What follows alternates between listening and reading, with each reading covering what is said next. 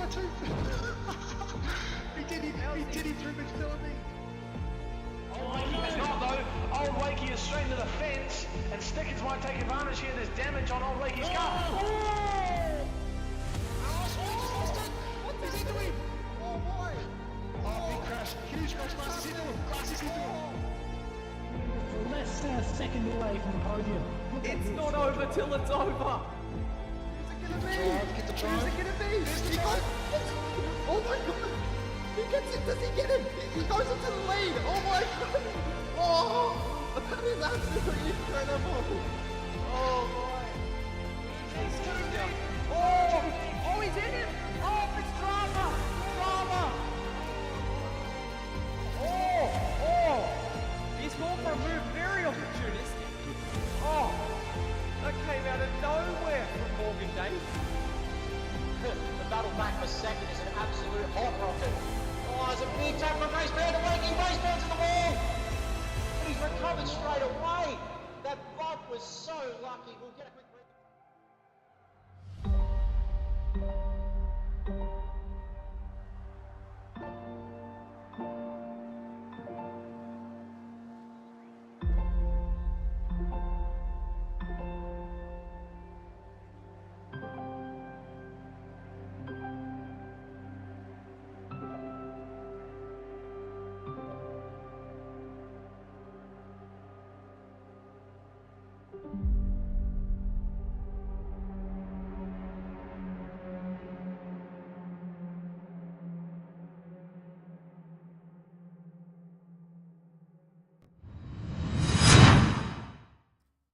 Good evening, Sector 1 sim racing fans from Australia, New Zealand, and around the world. We are joining you live tonight from Daytona Beach, Florida. Daytona International Speedway, as we were last week with Divisions 1 and 3. Tonight we bring you action from Division 4 and Division 2. And if last week is anything to go off, we're in for a really, really good night tonight, ladies and gentlemen. So some exciting stuff from last week. Around this very, very fast track, slipstream battles from start to finish, and a bit of domination from a particular manufacturer. So, will we see more of the same, or will we see a different car come out on top tonight? We will give you those answers shortly.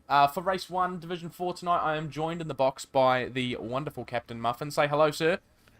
Hello there, Adam. Good afternoon, good evening, everyone at home. Happy Mother's Day to you all. Hope you're all very excited and keen for another awesome night racing here in Sector 1. You've put me to the punch there with the Happy Mother's Day. I probably should have said that right from the off, but that's all right. Yeah, so Muffin, you're in charge of Div 4 tonight for us, and what have you seen in practice so far from the lads? Well, so far in practice, just looking at it, that particular manufacturer you were alluding to before, once again, is looking pretty dominant. But we're also seeing a few other manufacturers coming forth and sort of taking it to the last week's sort of dominant sort of car. Cars such as the Alfa Romeo and the Nissans aren't doing too bad themselves, but right, anything's possible, mate. We'll have to wait and see what comes out of there. Yeah, so Toyota being the number one last week and, you know, putting on a performance of the ages. We did see a little bit of a challenge from the Nissan GDR driven by TX3 GDR in Division 1, but in Division 3, I believe it was an all-Supra podium. With the APR boys crossing the line together for second and third, which was really awesome to see. So, starting today in the afternoon period time, and we'll see a sunset in the middle of the race for Division 4, and then Division 2 will witness the sunrise about halfway through their race as well. So, a bit of night racing for you guys tonight. And as Muffin said, a couple of alphas on the grid tonight.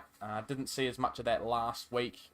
Mercedes and McLaren's also the other notable manufacturers on the grid today, and Subaru as well. Actually, I should probably mention the Subaru, but the Nissan, we believe, has plenty of pace around here. Same with the Alfa, the BRZ, Subi, and the Mercedes. Not so much. They're a little bit lacking in the straight line speed department, but I'm sure they will be hoping that the rest of the season will come back to them as it goes on, and they enter at slightly more convenient tracks for them. So, soft and medium tyres required as per normal, because there is no rain scheduled for today's race. So the guys will have to make at least one pit stop, and last week we did see it was a one stop, wasn't it? Ooh, Two stop, was it a two stop?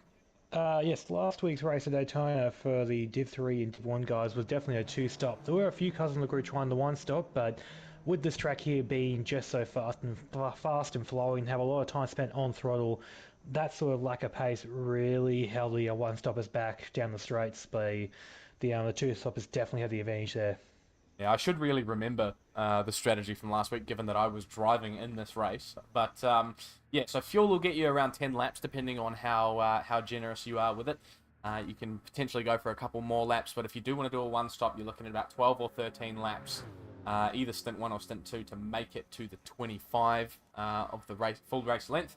The Supras find that pretty difficult. I think some of the other cars might be capable of it, but you have to sacrifice so much pace over your lap that it's just not generally worth it. So the two-stop generally the favoured strategy around here for Divisions 1 and 3 last week. We'll see if that remains the case for these guys this week. But nice to see a couple of different strategy options for these guys, and a couple of guys trying something a little bit different. So are we ready to get our qualifying session underway? I think we are there, Adam. I'll well, you make sure the car's ready to go. And by the looks of it, they are. I will go find the big red button, I'll seduce it, and I shall push it.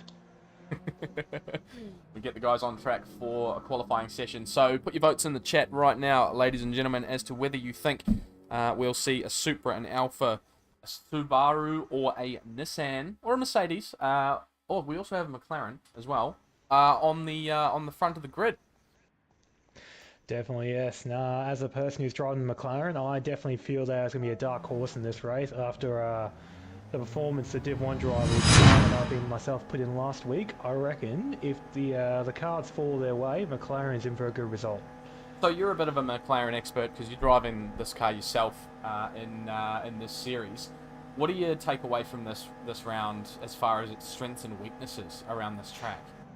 Well, strengths and weaknesses, I'd argue. Strength-wise, it's got really good traction. So coming out of corners that have a bit of undulation, you can just flat foot the car and you'll just grip to the road and go. I know a lot of the cars that were racing didn't have that same luxury. Had a really nice turn in through the hairpin turn, so through Sector 1, the car felt nice. The bus stop chicane, it was really gripped up there with the mid-engine layout, really wanted to rotate through the corner. But the downsides, and probably the biggest one of this car, is that it's got no top speed really. It does lose out in that regard, and being a power track does make it pretty hard, and the acceleration out of some of the hairpins there isn't very good, but the traction that it has sort of negates some of that. So a traction monster, you reckon? And that goes for most of the MR cars? I believe so. I think the Alpha has got a bit less traction, but in turn it's got a bit more top speed, so it should even out there. Right, very nice to see.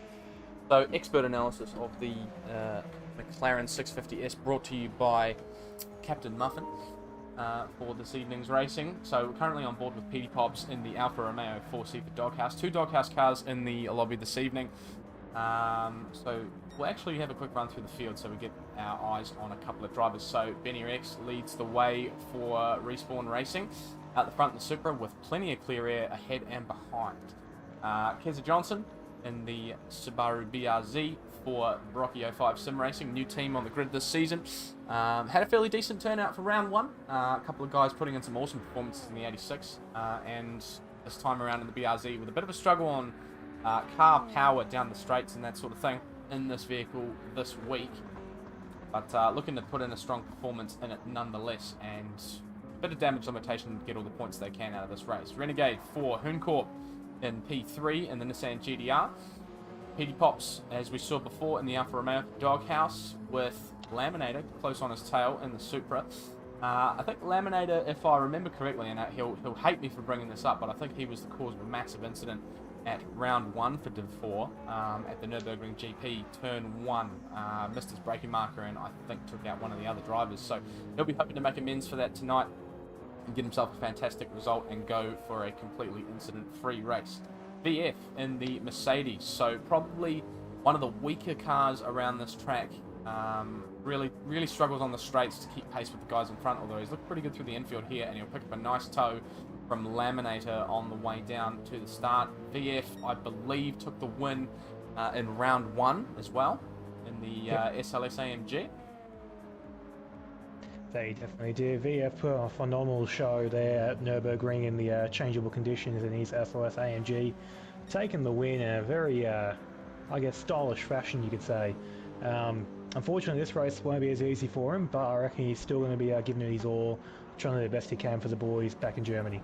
Right up behind the rear wing of the Laminator in front, might cop a penalty from that chicane there. Have a quick look, a guy with no skills behind someone there that we missed on the broadcast. I don't know who that is. Oh, Dad's Sturley. So they've swapped positions, but the timing tower hasn't picked it up. So two Supra and a Nissan respectively. Debrev in the CP Motorsports McLaren. So no bias from CaptainMuffin tonight, but he'll be rooting for that one, I'm sure. 100%. Malevolent one in the Deeds Subaru. So two manufacturers running Subaru this season. Revs Law for Hooncorp down in the Nissan GDR. Running around off the back, looking for some clear air to get himself around. So, provisionally, around this qualifying, we're looking at Benny X up the top with a 14th gap to second.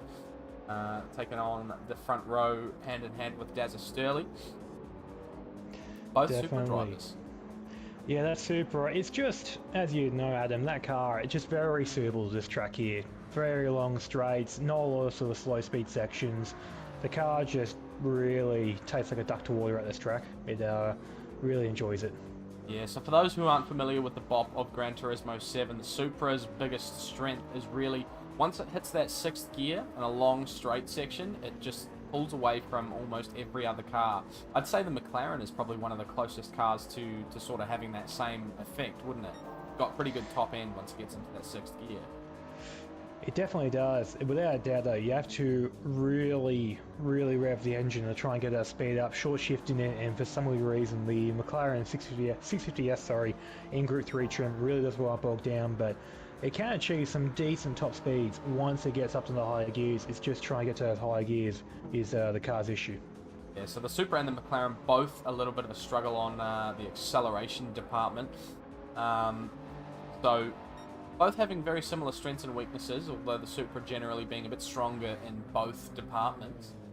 We'll see if any of the other cars can really capitalize on those weaknesses as well. That acceleration could be a massive issue in the infield section. We might see some guys pull some positions. Petey Pops goes to P2 on the grid in the Alfa Romeo. Definitely, no, that was a great lap there from Petey Pops. Looking at the times there, he's not too far off what Benny X did, which isn't too bad. And we've got Dazzly actually now going to P2, splitting up Petey Pops and Benny up, making another Supra front row once again. Currently got 2.5 tenths separating the top three. And we've got a Nissan there in P4, a second off pole currently. Wow, that's a big gap. He'll really want to be picking up a slipstream. I think that was the meta strategy for the guys last week, particularly in the cars that weren't Toyota Supras. Get yourself a slipstream on that back straight, because those cars are, the Nissan in particular, a lot faster than the Supra in the infield section. So as long as it gets a little bit of a helping hand on the straights, it can actually perform quite close to what the Supra can.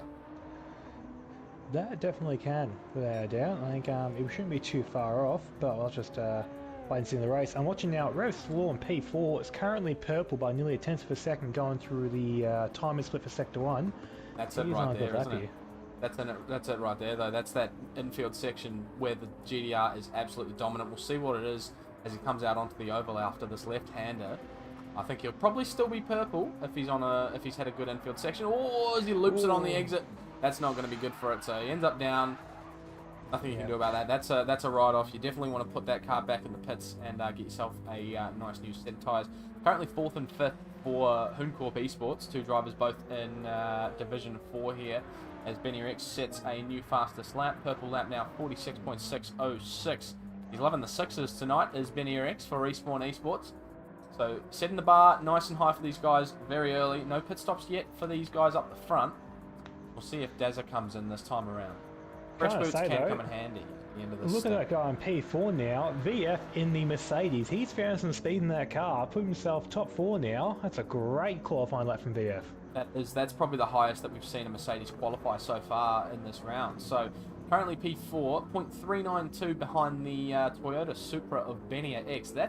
That's nothing to sneeze at, and he's really staking his claim. That's the "why did you drop me from Div 3 to Div 4" statement, that one there, as he's 2 tenths purple through the infield as well. He's going to run into a little bit of traffic here, though, I think. I definitely think he is. He's going to lose a bit of time on this infield, but if he can sort of space out his gaps, he might be able to go slipstream for the remaining part of the lap, but everything's just sort of bunching up now. I think he may have balked this lap, unfortunately. This lap's a bit of a ride-off. I don't know if he's going to have time to box and go for another, so he might have to ride it off and get himself a bit of a gap here. But currently he's still purple, so you never know, actually. He is, but he's come onto the 3/10 crucial up. section now. He's come onto the crucial section. This is the area where the Supra shines. So the Supra currently with the purple lap. He's up by 2/10. Maybe, you know, you might be onto something here, actually. I don't know what speed he's driving down here. He might get held up a little bit through the bus stop, but he could get himself up there somewhere. He could definitely improve on what he's got so far. That slipstream's going to be vital. He's got a half second. Oh, no. And that might actually cause a massive problems for his final lap as well. Yeah, definitely. Just a bit of news outside of the racetrack now. One of our racers, Isa Diabolus, unfortunately having a bit of issues getting to the grid for qualifying. Has now got his car red hot raring to go, so we'll get his car added to the grid, but he'll be starting from the back for this race. All right, very good. Smooth operation from your race director this evening. Love to see it. So this trio is kind of slipstreaming together with each other. I think Renegade might actually be having a bit of trouble with the Brocky car in front of him, and he's gone for a move into the second corner here, or the second major corner, and that's usually a bit of a no-no in qualifying. Obviously, there's no rule saying you can't do that, but a lot of people would frown upon it. He did look like he was being held up, so decision had to be made in that case. So, run through of qualifying as these guys run around their final lap. Benny X on provisional pole, currently down on his lap. Dazza Sturley spins it at turn 2. Puts it on the grass, so that'll be at the end of his lap as well. Petey Pops is purple in the Alpha as he comes onto the oval, approaching the bus stop. VF in the Mercedes has a bit of a slipstream, but he's down by half a second on his fastest time. Renegade currently clear with a bit of clear track in front of him. Needs to find 8/10 if he wants to go pole. Laminator in the Supra. He'll probably be quite happy with this qualifying stint so far. He's not too far down the grid. P6, good place to start. Guy with no skills in P7 for ISA Esports. Currently 200's blue. But that's not enough to jump up to another position, so he's going to have to find a bit more than that. Revs Law for Hooncorp has finished his final lap. He'll stay P8 at the best. Malevolent 1, P9. Keza in the BRZ. He leads VF to the line. Debrev in the CP Motorsports. McLaren is coming around to cross the line as well. So, Benny X doesn't improve. Renegade improves, but it isn't enough to go any higher. Definitely. I think from looking at the grid here, last person I saw improving that lap was Laminator, but I think he may have lost a bit of time through the bus stop chicane, I think. So he's still in P6. Debrev improves.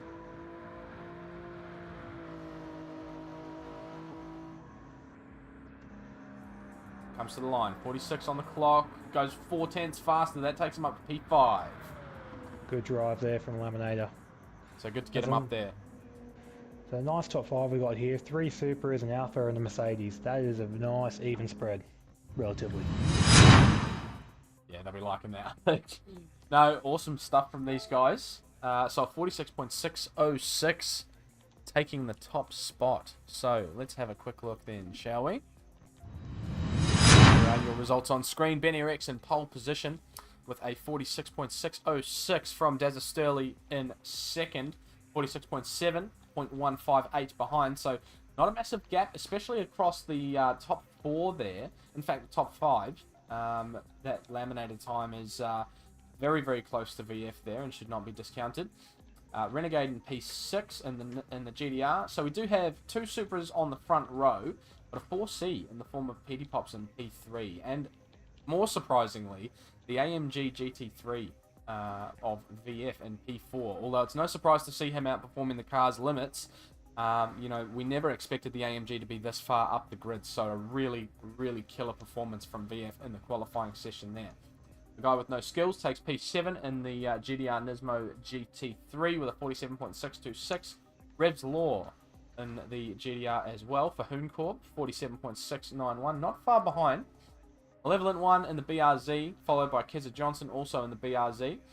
And then the 650S, surprisingly, right down the bottom, although he'll start ahead of ICER Diabolus, who will be starting at the back of the grid because he was not able to make qualifying in time.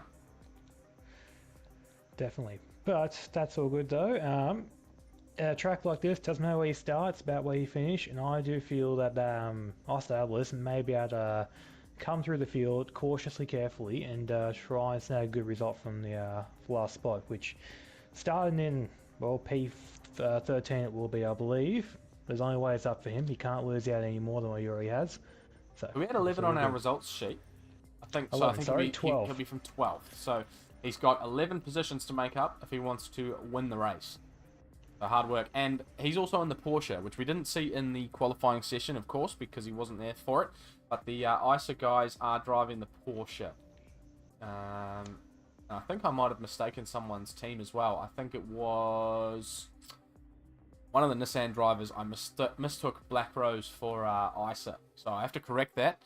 And I will correct that once I remember who was driving which car. So clarify that. So as we reset the lobby to account for the latecomers, get your predictions for who will win the race. What can we see from VF? That's an important one as well, because he is in the Merc, so we're expecting him to be a bit down on his luck for this race. But P4 in qualifying is a fantastic result, and it'd be very interesting to see what he can accomplish in the race. I could see him picking up a position or two in the infield, particularly on the first lap when he's nice and close. In fact, it's important to note that the Supra is exceptionally poor off the line. So the GTR and the Mercedes might get the jump on a couple of cars in front of them. So we could end up seeing a Supra-free top two by the time they get out of the oval, out of the infield. Sorry. Currently, right now, I'm prepared to make a pretty bold prediction, and everyone in the chat at home, watching from wherever you are, feel free to chuck yours in. I reckon VF will be in the top two going into T1. That Mercedes is a rocket ship off the line, comparatively speaking. I think he'll be up there. You know what? I believe you. I think that's a good bet, and I'd put money on it if I was a betting man. Alpha to lead into turn one. So Shizer is making the dangerous call. So the first Alpha was, I believe, 4th. Is that correct? That was correct. The only Alpha. Yep. Righto. So Alpha to lead into turn one. It's a good bet. Honestly, I back it. Could take on the two Supras on the way into turn one this time around. It's a decent run to turn one as well, as we saw last week. Hang on a minute. Have we got a black screen? We do currently. Looking at the stream here myself, we do have a black screen. I'm not sure what the story is there. That is interesting. I don't know why that's happened. I'll let you work that one out, mate, while I work my magic with this. That's right. We'll go to a screen that works instead. So we've got a race brief here. So the Daytona road course, some of you will be familiar. We have looked at it already tonight, but we are expecting these guys, so time of day, of course, going from day to night, so we will see a night transition for these guys, which does look spectacular based on what we saw last week. Might be a slightly early setting sun, but that's fine. So Daytona road course, obviously a tri-oval racetrack used for the NASCAR events with an infield section that makes it a lot more challenging for a lot of these guys. And of course, soft and medium tyres required. We went over the strategy before, but to refresh you, we'll go over it again. So we're looking at a 2-stop being generally the best strategy, but there is a risky 1-stop that you can do if you want to cut out a pit stop, but you have to save quite a lot of fuel and a fair bit of tyre as well. A lot of power sections, as can be seen on the track map there, coming out of, I believe that's turn 7 onto the oval, and then after the bus stop as well is where the Supra really shines, and we saw the domination of the Supra last week in that area, getting a fair few kilometers an hour speed over the rest of the cars on track, and really gunning it towards the line. So definitely a lot of overtaking that can be done there, and I'm really excited to see how this first lap goes as well, because if we do see the AMG and the Alpha lead into turn 1 after overtaking those Supras at the beginning, we might see some awesome battles down to turn 1 on lap 2 as the Supras try to get back past. Definitely feel the Supra is going to be on the back foot for start, mate. Like you said, going through the infield, cold tyres with a slow acceleration. They're going to have to be racing pretty defensively, in my opinion. Just settle in. There's a possibility they could lose spots off the start and just run with it. When they get to the outfield where the legs can be thoroughly opened up, that's not how I meant to say it. That's not right at all. When they can stretch their legs, that's what I meant. The wrong they will be analogy, but going that's for all it. right. We'll take that. You know, we had a politician in New Zealand make that mistake once. So, you know, I think a race director's allowed to make the same one. You get paid about the same though, don't you? Oh, mate, I think I pay a bit less, honestly. Just a touch. But it's okay. Yeah, I'm doing this more for the love of the sport, not for the wealth. It's not about the money. No, you have to be rich to compete in this sport as well, you know.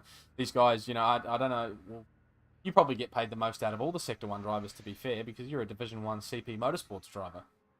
Oh, mate, I don't get paid the most, mate. I hear that guys like GTR, being a stalwart of the sport, get paid a lot more than me, mate. So. Oh, I've heard rumours about that CP budget, but we'll come back to that later. Are we ready to rock and roll for these guys? Division 4? I'm just getting this grid all confirmed up, making sure that everyone's parked in the right order. The guys here are having a good chat with each other after qualifying and just sort of, you know, having a good time, which is what you want to see. Because once they put the helmets on, these guys are going to be just going hammer and tong.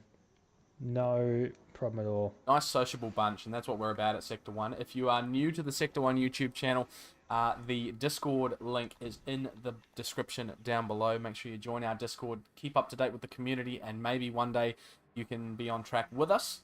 We had the community series run on Thursday, just gone. That's open to all entrants. So if you want to get involved in something like that, please do. We're open to everyone to jump in. Have a go, have a kick around, and have some fun.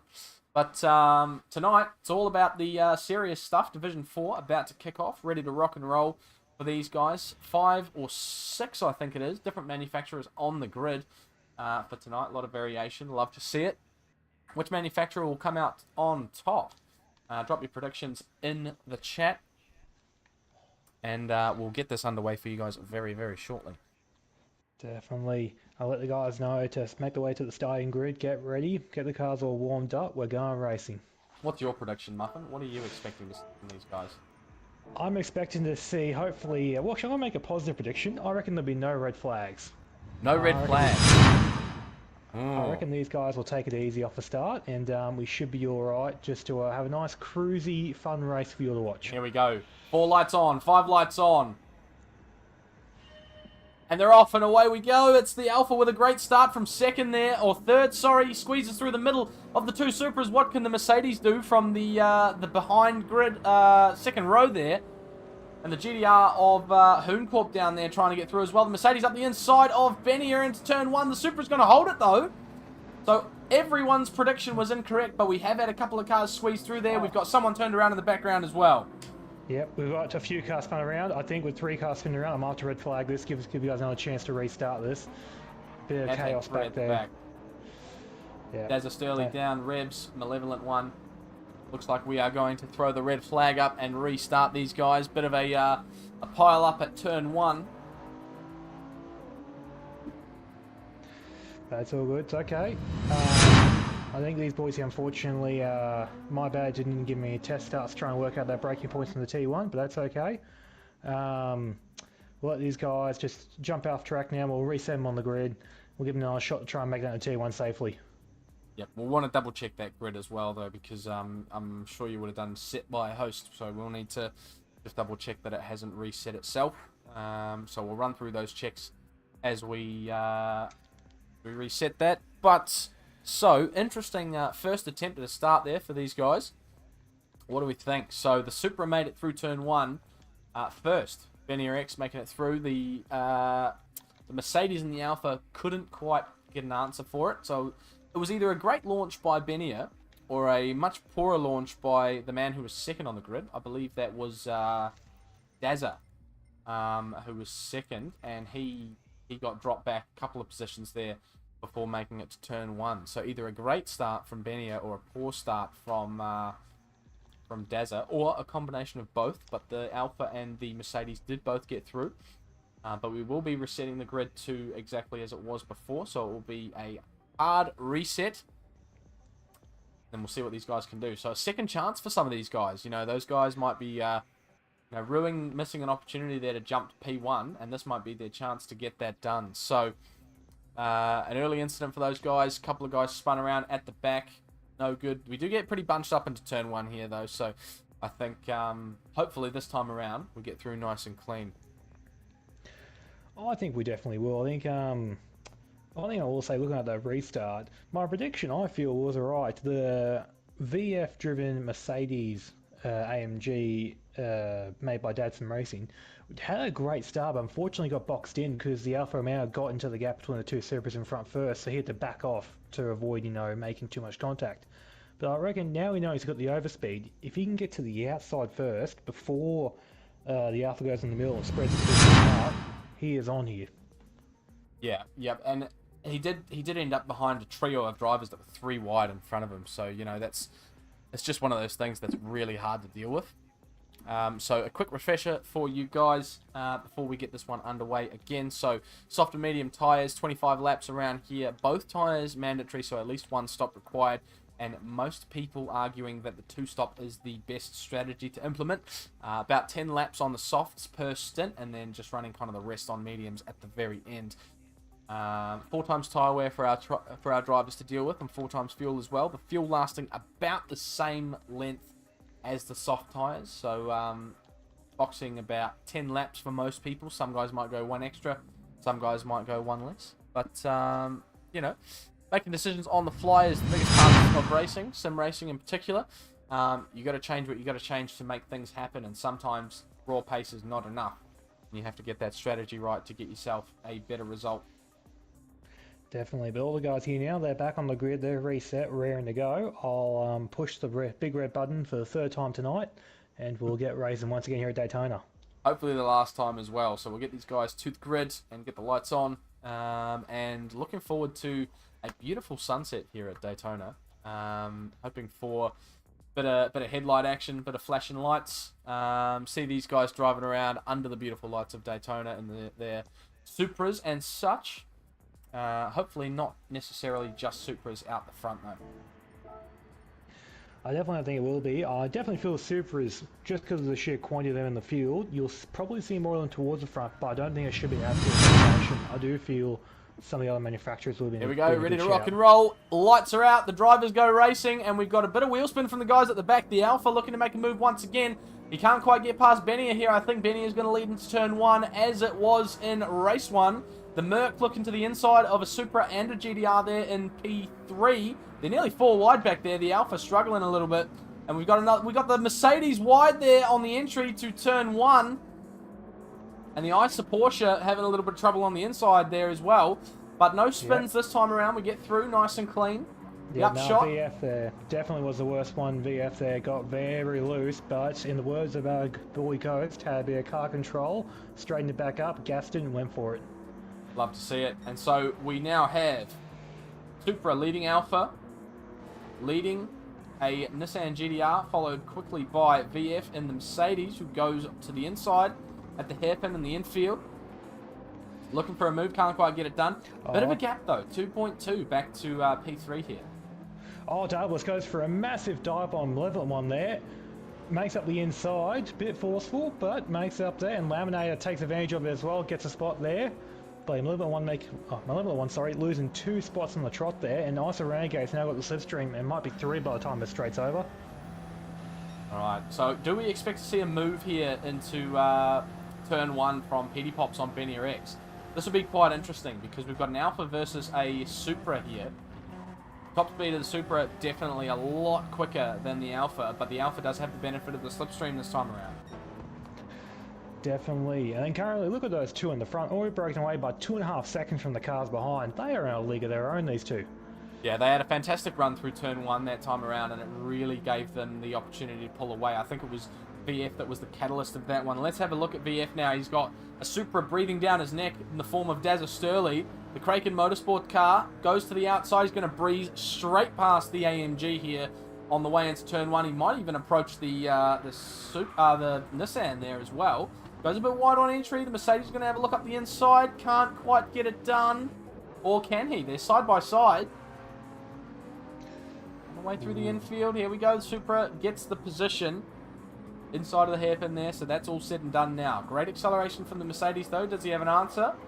Not quite. So the Supra looks like it's got it locked down for now. He'll go and chase a guy with no skills. 7/10 the gap between our leaders. Looks like Benny starting to pull away a little bit. Goes wide on the way into the hairpin, though. Allows that gap to close right up. Look at I just want to say as well, someone that's made their way through the field, also the Atlas and the Porsche, going from 12th to 6th in 1.5 laps. What a drive. Yeah, and the Porsche as well, not a car that most people would generally favour, even around a track like this. But he's looking good. He's still within slipstream range of VF in front, and VF's probably not going to pull away too much in that Mercedes. Not at all, and buddy. The only thing that's going to be hindering Diabolus at this point now is the fact that the 3 cars in front of him, or 2 cars, sorry, all are slipstreams. He's going to be losing time in that regard, but simultaneously they're going to be going pretty slow into the following corners with the dirty air, so he'll be able to get the time back up. So Diabolus will be loving this, though. I think he had a bit of a poor performance at Nürburgring in round 1. Looking to get a bit of redemption going on here at Daytona. Yep, looking Got ahead. a bit going on here. Yep, guy with no skills with a penalty getting a really poor and out of chicane and losing spots preemptively to Dazzle, and VF. It's going to make him vulnerable now to Diabolus behind. Diabolus might go through here. The gap is coming down exponentially. Let's see what happens. So 3/10. He's going to have to go for a move into turn 1 here. It's not going to be easy for him, as VF goes for a move as well up the inside of the Supra. Can't quite get it done. And it looks like Diabolus has gone through there as well, although he gets cut back by the Nissan. Beautiful cutback from a guy with no skills, displaying that in fact he does have skills. Diabolus goes for it again. A big dive down the inside. Beautiful attack there, and the Supra ahead goes wide on exit as well, loses out to VF, and he's going to lose out to the Porsche here as well. Wow, Dazza had an absolute shocker coming out of that bloody hairpin turn there. Diabolus is on fire here. Look at this. Wow, that Porsche, no one would have picked it to be as powerful as it is at the start of the season, but he is really showing the amount of form that car has if you put it to the test.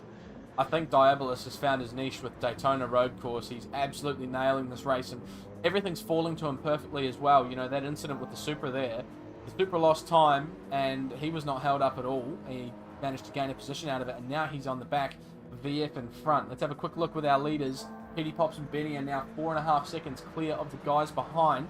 Doghouse Motorsport Alpha is trying with everything he's got to get something done on the Supra in front, but he's hard pressed for it, and that's wide at the chicane as well. Manages to keep it together just about. Definitely, and gets a penalty though. That's going to kill his momentum. He's going to have to really hope he can put in a few good laps, try and catch back up to Benny in front now, Petey Pops. I think he's going to have a hard time of it. That Supra is nigh untouchable around here. Diabolus with a Supra breathing down his neck as well. He's lost a bit of time to VF in front. But thankfully Dazza is serving the penalty, so he's not going to have any threat from behind this lap. Oh, beautiful. There you go. So he holds P4, and he's still within slipstream range of VF in front. Wow, that's just...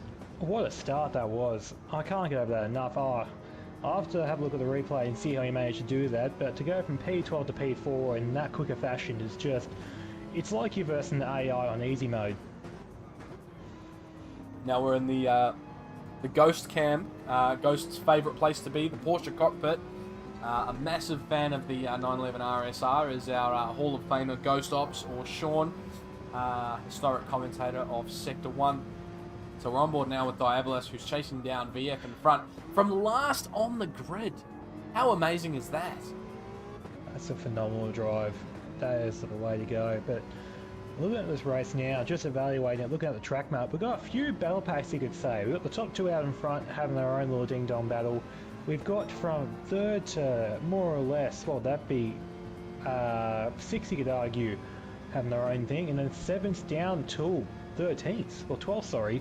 They're all still pretty close together as we go 2 wide. Oh, Malevolent One's in the infield. Oh, he's nearly spun it, but he saved it on the exit there onto the outfield. The RZ not doing him any favours. Unfortunately, not at the moment, no. But he's still going on. 5 seconds behind the Brev currently. Not out of it, but he's making it hard for him to say the least. There is a bit of a battle pack going on here. The CP Motorsports car of DeBrev on the back of Rev's Law for Hoon Corp. in the GDR. He's had a bit of a poor run out of the chicane, and that's going to be a position for Dobrev up to P10. Yes, definitely a Brev. Great work, mate. No bias. Yeah, let's move on to the next car, shall we? Yep. No, definitely. Laminator in front of them. P9 currently. He's had a bit of a drop down the grid, lane. isn't he? So he was P5 on the qualifying standings, I believe. He definitely was. Started P5. Unfortunately, must have got caught up in that lap on chaos and unfortunately just lost out in positions. And I'm sure, like you know, mate, that Supra on cold tyres can be very loose. So getting on the throttle a bit too hard can easily result in a spin. Renegade P8 in the Nissan GDR for Hoon Corp as Laminator goes very deep into the hairpin there. I think it might be worth noting that we may have some cars on different tyres. Have we got any info on that, Muffin? Definitely. I'm having a look through the field, and currently soft tyres do seem to be the prevalent option, prevalent choice I should say, but we have got a couple of medium runners currently. Currently your medium runners are Revs Law in P11, and we have ISA Renegade in P8, so the two Hoon Corp Nissan boys going on the same strat. Right, so they've obviously communicated that to each other at some point to get that done. So it may look like Revs is a wee way down the field, down in P11, but with the medium tyres on, that suggests that he's going to come back through a little bit later once the guys say come through and put their medium tyres on. Definitely, that's what I was saying. Out looking back now, P3, 4, 5, and 6 have all started to gaggle back up together now. VF is leading a nice little train. Oh, it's going to get spicy, boys. It's going to be very exciting. And VF obviously in the not so powerful car of the Mercedes AMG GT3. Yep. I just want to say as well, look into the chat now. Actually, no, I just want to say, look at Dazza now going for a move at the inside. No, can't make it stick. He couldn't make it happen that time around. The Porsche holds the inside. Deep on the Merc there, right onto the rear bumper. Through the infield, they'll be safe from the Supra through here. Definitely will be, unless they make a major mistake, the Supra is not getting past. But Dablis looks at the inside, but can't make it stick, unfortunately. Goes a bit wide on the exit. Can the Dazza-driven Supra capitalise on it? 1.93. I don't think he's going to be able to get through here. That Porsche will be nice and quick through the hairpin here. Definitely will be. And just looking at the chat now, we've also got a couple of boys saying that the title of the stream says Group A. Just want to point to everyone watching, this is definitely Group B. There must have been a typo with our, I'm not sure what you call them, our graphics organisers. With our title, but that's alright. We'll have to fix that later on. But yes, Group B tonight, Div 4, Div 2. Currently on board with ISA Diabolus in the Porsche. Will he go for a move on VF here? He's very close on the way into the bus stop. Here we go, to the inside. Let's have a look. The inside's definitely the favoured line through here. What's going to happen? VF gets held up on the apex there. Not much he can do about that. Textbook move there from Diabolus. Fantastic stuff. Gets through, but a bit of a poor run on the exit might offer VF a chance to go through. And that Supra is not messing about here either. He's right on the tail of these guys. Yep, definitely. I was going to say as well, they're making contact. A lot of contact there. Bit of latency involved in that, but these guys, yep. The Merc goes through, though, on the Porsche. Yeah, but Dazza, look at the overspeed. He's just shooting on by now. Actually, no, the Merc might hold it. Merc might hold it. He's got the inside into turn 1. Down the outside for the Supra. What can he do? The Porsche's going to go through as well. Look at that. Well, unfortunately, Dazza trying to hold the outside line with the overspeed. Just lost out there, but it's okay. Now he knows whether his car is strong or his car is weak. If he can just survive the infield now, get a good run out of the bus stop chicane, he should be able to get past Douglas and VF in a few laps' time. Bit of data gathering for these guys, figuring out where their opponents are weak and strong. So we'll probably see some more sophisticated moves from Dazza in the coming laps. They go a bit deep into the hairpin here, especially for VF. Dangerous. That Supra very wide on that corner there as well. Diabolus the only one to make it through that corner properly. Definitely. And just also looking as well, we've been talking a fair bit about Diabolus making a nice little charge through the field, but we've also got a few cars here. We've got Keza, currently in P8. He started P11, I believe, making up 3 spots, which isn't too bad at all, on the back of Laminator in P7. And the BRZ no less as well, right up behind a Supra there. Very well Definitely. done. And what's argued to be a weaker car around this track. And as you can see, the sun is setting here at Daytona, Florida. Definitely. When the sun goes down, the lights come on.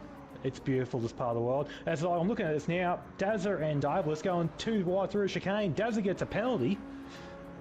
Oh, wow. They managed to make it happen, though. Yep.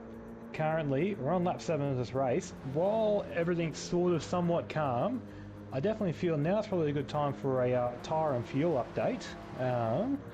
So we'll come now to the front of the field. We've got Benny Rex leading the way, 3.7 seconds ahead of Petey Pops. Currently got tyres are about 1/3 the way worn, bar his driver's side right tyre, which is about halfway worn, but that tyre is heavily worked at this track. Looking at about 1/4 of a tank, if not a touch above. Petey Pops, he's got better tyres on everything but the driver's side rear. That has absolutely been destroyed on that Alfa Romeo. Just mid-engine things. Yes, definitely. Also running less fuel in the Supra, which is very interesting currently. Looking at about approximately 5 to 8% less. VF and P3 comfortably got the most fuel out of anyone right now, and I'd argue even the best tyres. Not by much, but these tyres are looking pretty darn good. I do feel he's going to make some time up on the cars in front in the pit stops when they happen. Diabolus, currently same amount of fuel as the Alfa Romeo, but he's been charging through the field, and I imagine him being using a lot of fuel to do so. Tyre-wise, about the same as the Alfa Romeo, just that driver's side rear, just unfortunately copping be aware, mid-engine things, as you'd already know. Dazza behind them now, about the same fuel as Petey Pops in P2, sorry. Same tyres as Benny Rex in the lead of the race as he goes for a move into the chicane. Lovely move there by Dazza. Oh, sensational. Well, he might get the Merc here as well. We'll stay on board. Pause that tyre and fuel update. It's important to note as well, a lot of these guys on their tyres and their fuel will probably be coming into pit in a couple of laps time, possibly even next lap. Here we go. Dazza goes through. This might finally be the one. He looks to the inside this time around. He's tried that inside every time. I feel like he could have cruised around the outside pretty comfortably, but through he goes. 2/10 clear now, so he's got plenty of space into turn 1. That Porsche's dropping back a little bit as well, so he's going to have to make up a bit of time there. And Supra finds its way into P3, so 2 Supras on the podium as it stands. Definitely very reminiscent of the Div 1 race from last weekend currently. 2 Supras and an outlier. Yes, now while these guys are settled down rather than the infield, we'll go back with a tyre and fuel update. Guy with no skills in the GTR in P6, currently running 1/4 of a tank of fuel, and tyres about the same as VF and P4 there. Laminator P7, currently he's got the least amount of fuel, probably a bit less than Diabolus at this point in time. And tyre-wise, he's probably the most worn Supra I have seen on this grid so far.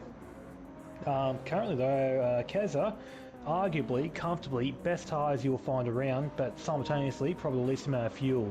So if he wanted to, he probably could double stint in these stops, but I do feel towards the end of the stint he'll be struggling for grip.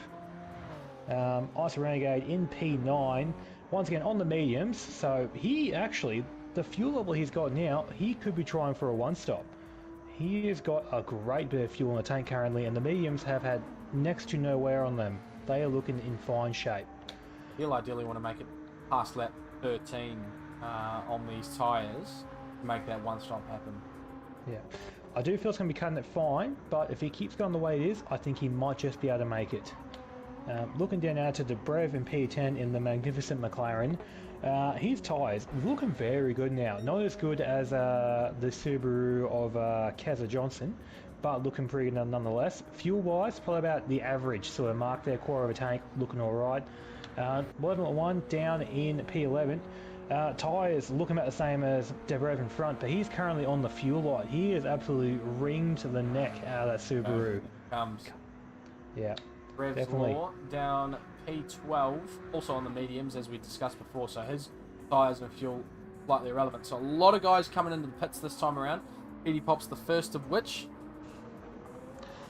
I was going to say as well, look at that fuel advantage. VF there with 24 litres of fuel, comparatively speaking to the cars around him. Dazza with 8 litres, Diabolus with 6 litres. My lord, he's done a great job there, VF. and he goes onto the medium tyre, gets a bit of like clean air now, just do a clean 5 laps by himself out of traffic, then he'll jump on the softs for 10 and cruise along to the end, see where he ends up. So Diabolus very close to PD Pops here as well. Look at that. He must have short fueled. Definitely. Look, and compare the two cars now, Diablo's definitely short fueled there, but both of them going on the mediums now. I'm keen to see what they do, whether or not they go for the predicted 5 lap stint and then cruise to the end on 10 laps on softs, or whether or not bloody Peter Pops might try and go for longer. I'd say with the amount of fuel he's got, he won't be going for a no more stops from here. He will not have enough fuel to make it to the end to do 15 laps, but I do feel the gap there between Diabolus and P-Pops, it's a bit not realistic. Right now, the fuel advantage that P-Pops has got, even if Diabolus was to catch up, Diabolus had to pull away by about approximately, I reckon, 3, 4, 5 seconds to try and make any sort of inroads on P-Pops in front. Looks like Diabolus is slightly catching him as well. He's caught about 4/10 this lap on the Alfa Romeo. Stay on board with PD Pops here because it's going to be pertinent to have a look at how far behind Benier X he is when Benier comes out of the pits. They might have made a successful undercut here with the medium tyres. Fresh tyres, of course, over the worn softs of Benier. We'll have to have a look here. So in 5th gear, revving it all the way up. About to come past the penalty gates here into 6th gear. Down towards the start-finish line and turn 1. Keep an eye out on the left side. There's your pit exit over there. On the brakes for the Alfa Romeo. Through turn 1 we go. Bit deep, probably not compensating for the lack of grip that the tyres bring out. And Benny is already out the pits, just up there ahead. Through turn 2 he goes. And a guy with no skills right there behind PD Pops as well. But thankfully for PD Pops, as we see a move there from Diabolus, pushes wide the Nissan there, but he goes wide himself as well. A huge mistake from the Nissan from the Porsche driver. Definitely. Just saw a guy with no skills come out of the pits and thought, now's a good time to get past him, not get held up. Unfortunately, a bit too deep on the brakes and got dirty tyres now. He's going to be slow for the rest of the infield. But as long as he can keep his nose clean, he should be able to stay within the slipstream of Dazzler in front, coming down to the straight. Right, well, I was going to say, the upshot is PD Pops here has he's got himself some clean air. So he's not come out in any particular traffic. It's going to slow him down, so he's in a good spot still. So he's done what he needs to do. Definitely. Currently now, new leader of the race, Isa Renegade, on the medium tyres. Currently being about to finish lap 11, and I can confirm he will make it to lap 13 the way he's going. One stop's on. The one stop is on. And he hasn't even used his soft tyres yet. Definitely. I think... Is Rebs in the same boat? It's VF in the same boat. VF is not. VF just had a really good fuel save through that first soft tyres. How did he end up this far back? Did he have a crash? Was this VF talking about? Yeah. No, VF is currently P2. Well, he's P2, but he's got Reb's Law on his rear bumper, and Reb's Law was right down the back until the pit stops. Correct. VF has pitted. He has literally got a pit stop up on Rev's Law currently. So has VF got the medium tyres on, does he? He certainly does, but he's only put in enough fuel for the medium tyre stint. Right. As we saw before, Diabolus and P-Pops put in more fuel than required so they can get a shorter stop. When they put the softs on, VF has just put in what he needed so we can get out of the pit sooner and keep going. Right, an interesting strategy. Not something we usually expect to see. So we'll have a look now at Diabolus's move into turn 2 there that we saw earlier on. There it is. We've missed just most of it, but he's gone deep there on exit, and he did push the GDR off. But the stewards will have to have a look at that one after. But for now, he does drop a position, and may be lenient on him for that. That's all good though. All the cars here a bit spaced out now. We've got a couple different strategies going on. I'd argue at this point, Isa Renegade, I think Benya might have too much speed to be beaten tonight, but I reckon Renegade could be on for a podium if he can just keep his laps smooth and consistent. Supra right behind Rebs here. Through the chicane they go. I think he'll take him on into turn 1 here, although Rebs might be coming into the pits this time around. And that fuel save's really hurting him. Look at that. Supra goes straight past here. Yeah, definitely. The comparison of worn mediums versus fresh softs versus fuel saving versus going full pelt. Definitely a major difference there. Well, the interesting thing is these guys are genuinely racing for position right now. Assuming that Rev's Law is going for the one stop, he is net on track exactly where it appears that he is, because these guys both owe one pit stop.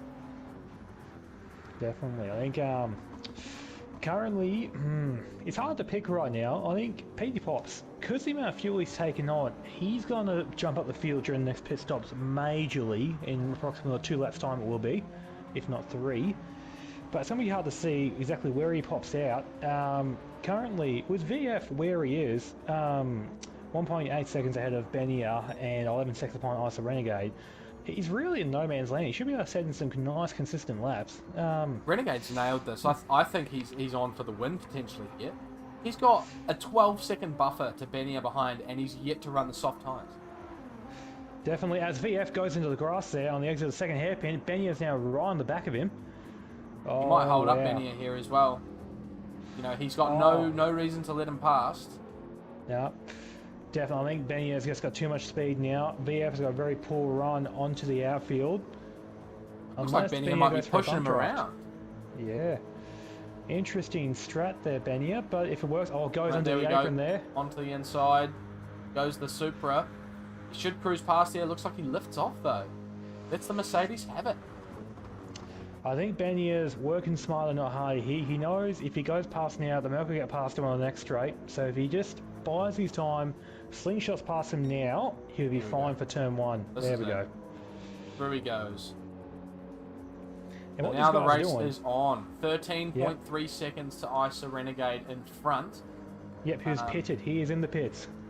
He is in, and he'll have to fuel right up. So he'll be in a great spot, though, because Benia, of course, still has to make another pit stop, as does Petey Pops. Definitely. Petey Pops, who's dropped down to 7th. Did we miss an error there?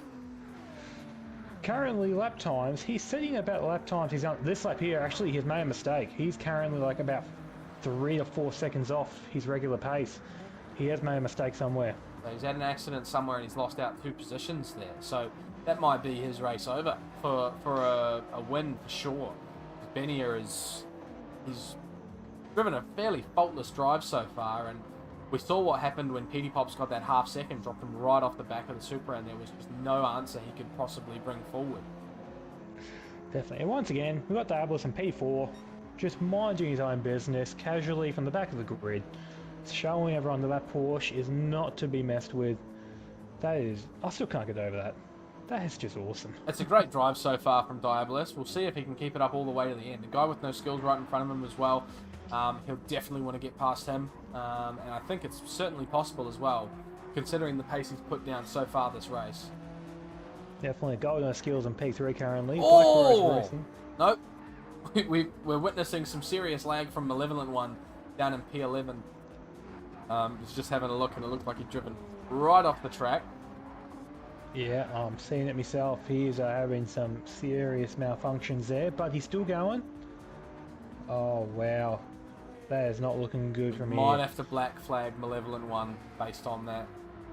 But I'll leave that to you, Mr. Race Director. We're looking at ISA Renegade now in P10. So he's made his one and only stop at the end of lap 13. So he has to make 12 laps on the softs and a tank of fuel, which should be no trouble for him considering the amount of fuel he used in his first stint. So I'm very interested to see where he ends up as he picks up a 1 second penalty through the chicane. That's not going to help him whatsoever.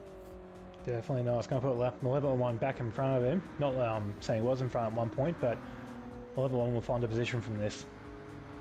I think so. Here we go, through the gates. Off the gas, on the brakes for 1 second. Through goes Malevolent One. Teammate Rev's Law down in P12 here. 15 behind. Very interested to see what these guys can do here, but hope that Renegade can keep it together for this stint. He can't afford to be getting 1 second like that. BF currently 2.7 behind Benia. So for strategy, these two have both made 1 pit stop, isn't that right? Dabble's on the wall. Dabble's on the wall. He is off the track. Oh no, at the hairpin. Definitely. I only caught the end of it. I think him and Petey Pops while trying to go too wide into that corner. There we go. We're on the replay. He's got Petey Pops on his rear bumper. He goes a bit deep. Petey Pops up the inside. Bit of contact. Look at that. He left the door wide open. Ended up on the grass. Unfortunate. Very unfortunate. As well, a spinner. We have a spinner at the front. It's Benny RX. He spun. Oh, no. Lost a chicane. He's had a moment at the chicane. He's going to come back on track. He's not ghosted. Is that car going to go through? It is. He's lost out to a guy with no skills. Yep, currently Benny RX damage to the Let's rear have a look. aero. Replay on board with Benny RX as we go through the chicane. Jump onto bumper cam. Right apex. There we go. Bit loose. There it is. And that can happen with these guys. You know, that curb on the right-hand side, if you're on the accelerator as you drive over it, you can have some serious problems. And it took so long to recover here as well. Look at that. Wow, unbelievable. That's all. He's still in P4 currently after VF has now served his last pit stop for the race. Still in touch with the podium, but definitely making life harder for him. Yeah, so that's really going to put pain to Benny's race. That's put him right on the back foot. Yep. As Dazza nearly makes a mistake come out of the first hairpin, Petey Pop streams on by. He's going to be slow through this infield section as well. He's holding up Benny, but Petey Pops now could be back on for the win once again. That's Definitely, fantastic. but it depends on one thing now. Where is ISO Renegade? That's the big question on everyone's lips. VF's coming out of the pits. We didn't see that, but he's come out on his softs and presumably fueled up, and he's 10 seconds behind Renegade. That is insane. The man's on a fantastic one-stop here. We've lost Malevolent One. Malevolent One's car has unfortunately given in. He is gone. Well, that was only a matter of time for that one, really. We're going to have a look. I've just seen on the banking out there, Benny Rex on the inside of Dazza. Bit of contact there as they approach the bus stop. Settle back down. Oh, these cars, 2, 3, 4, line astern currently. God, there's going to be some. That Alpha's epic going to be a passing sitting going duck here. into turn 1. Look at this. This is going to be absolutely insane. We'll watch on board from Benny's perspective. Sparks flying from a guy with no skills out the front and the drivers in front. Here we go. Dazza Sturley looks to the outside of the Alfa Romeo. Benny is going to get a slipstream all the way down here. Will he get 2 for 1? Alpha holds the inside, but he's got no answer to the straight line speed of the Supra. Benny is not going to be close enough. Diabolus in off the mediums. On the brakes, the Alpha goes extremely deep. Has he got Benny up the making a inside. move? Wow, what a move, Benny. Capitalising on the opportunities that are presented to him. Well done. Yes, as we've got a bit of an asbestos infestation here in the comms box, unfortunately. That's why Adam has unfortunately had to mute his mic while he coughs it up. For a second there. Oh! My voice box gave out at the worst time. That's alright, unfortunately the voice box... oh, he's got contact! Petey Pops is Oh, spun! massive Benny Rex contact is spun, there. Petey Pops. Benny has turned Petey Pops around, his closest rival. Unbelievable scenes. Wow. Oh, and down the inside goes Dazza Sturley. These guys are not pulling any punches here. Bit Yeah. of cut back there on for Benny, but he goes onto the oval, still in P3. Now, see the side draft action here. Who's going to get the best of it? Who's going to have the deepest brakes going into the chicane? This is going to be tense. Currently, the guy with no skills, just enjoying life at the moment. P1, 3 seconds to the cars behind. No, Benny thinks good about it. Goes behind for now. But this next straight, Benny is going to be on the charge. He's going to stream on past Dazza. That slipstream down to the line could do serious dividends for him here. It's just unfortunate for Petey Pops there. Showing really good form, but unfortunately just a bit of contact derailing his race there. But still sitting P5 currently with a pit stop to go for him. So it's not all doom and gloom just yet. Right, no move into turn 1 here for Benny. He's not going to be close enough to Dazza. Dazza pulls to the inside, plays defensive. Looks like these guys might be seeing red respectively here. 3 and I'm sure Petey Pops is feeling a bit hard done by himself.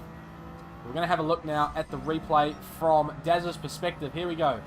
Here's the move on Petey Pops. Down the inside. Oh, lots of contact there. Unclear if it was latency or not. Benny backs off very quickly, but continues on through, holds position. Petey Pops, big loser out of that one. Very unfortunate. The guys at the doghouse pit box there, very, very unhappy with that. The stranger is on his way to the steward's office now, ready to start putting in reports and everything. All the same, Benia could definitely see some bad exit from Dazza. Benia goes through into P1.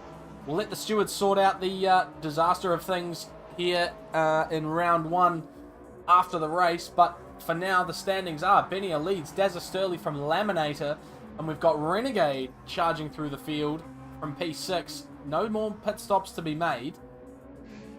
Yeah, definitely. And I was going to say, quite achievers currently at this point in time. Debrib and Keza, P5, P4, from pretty well back of the grid like Diabolus. They're doing great currently.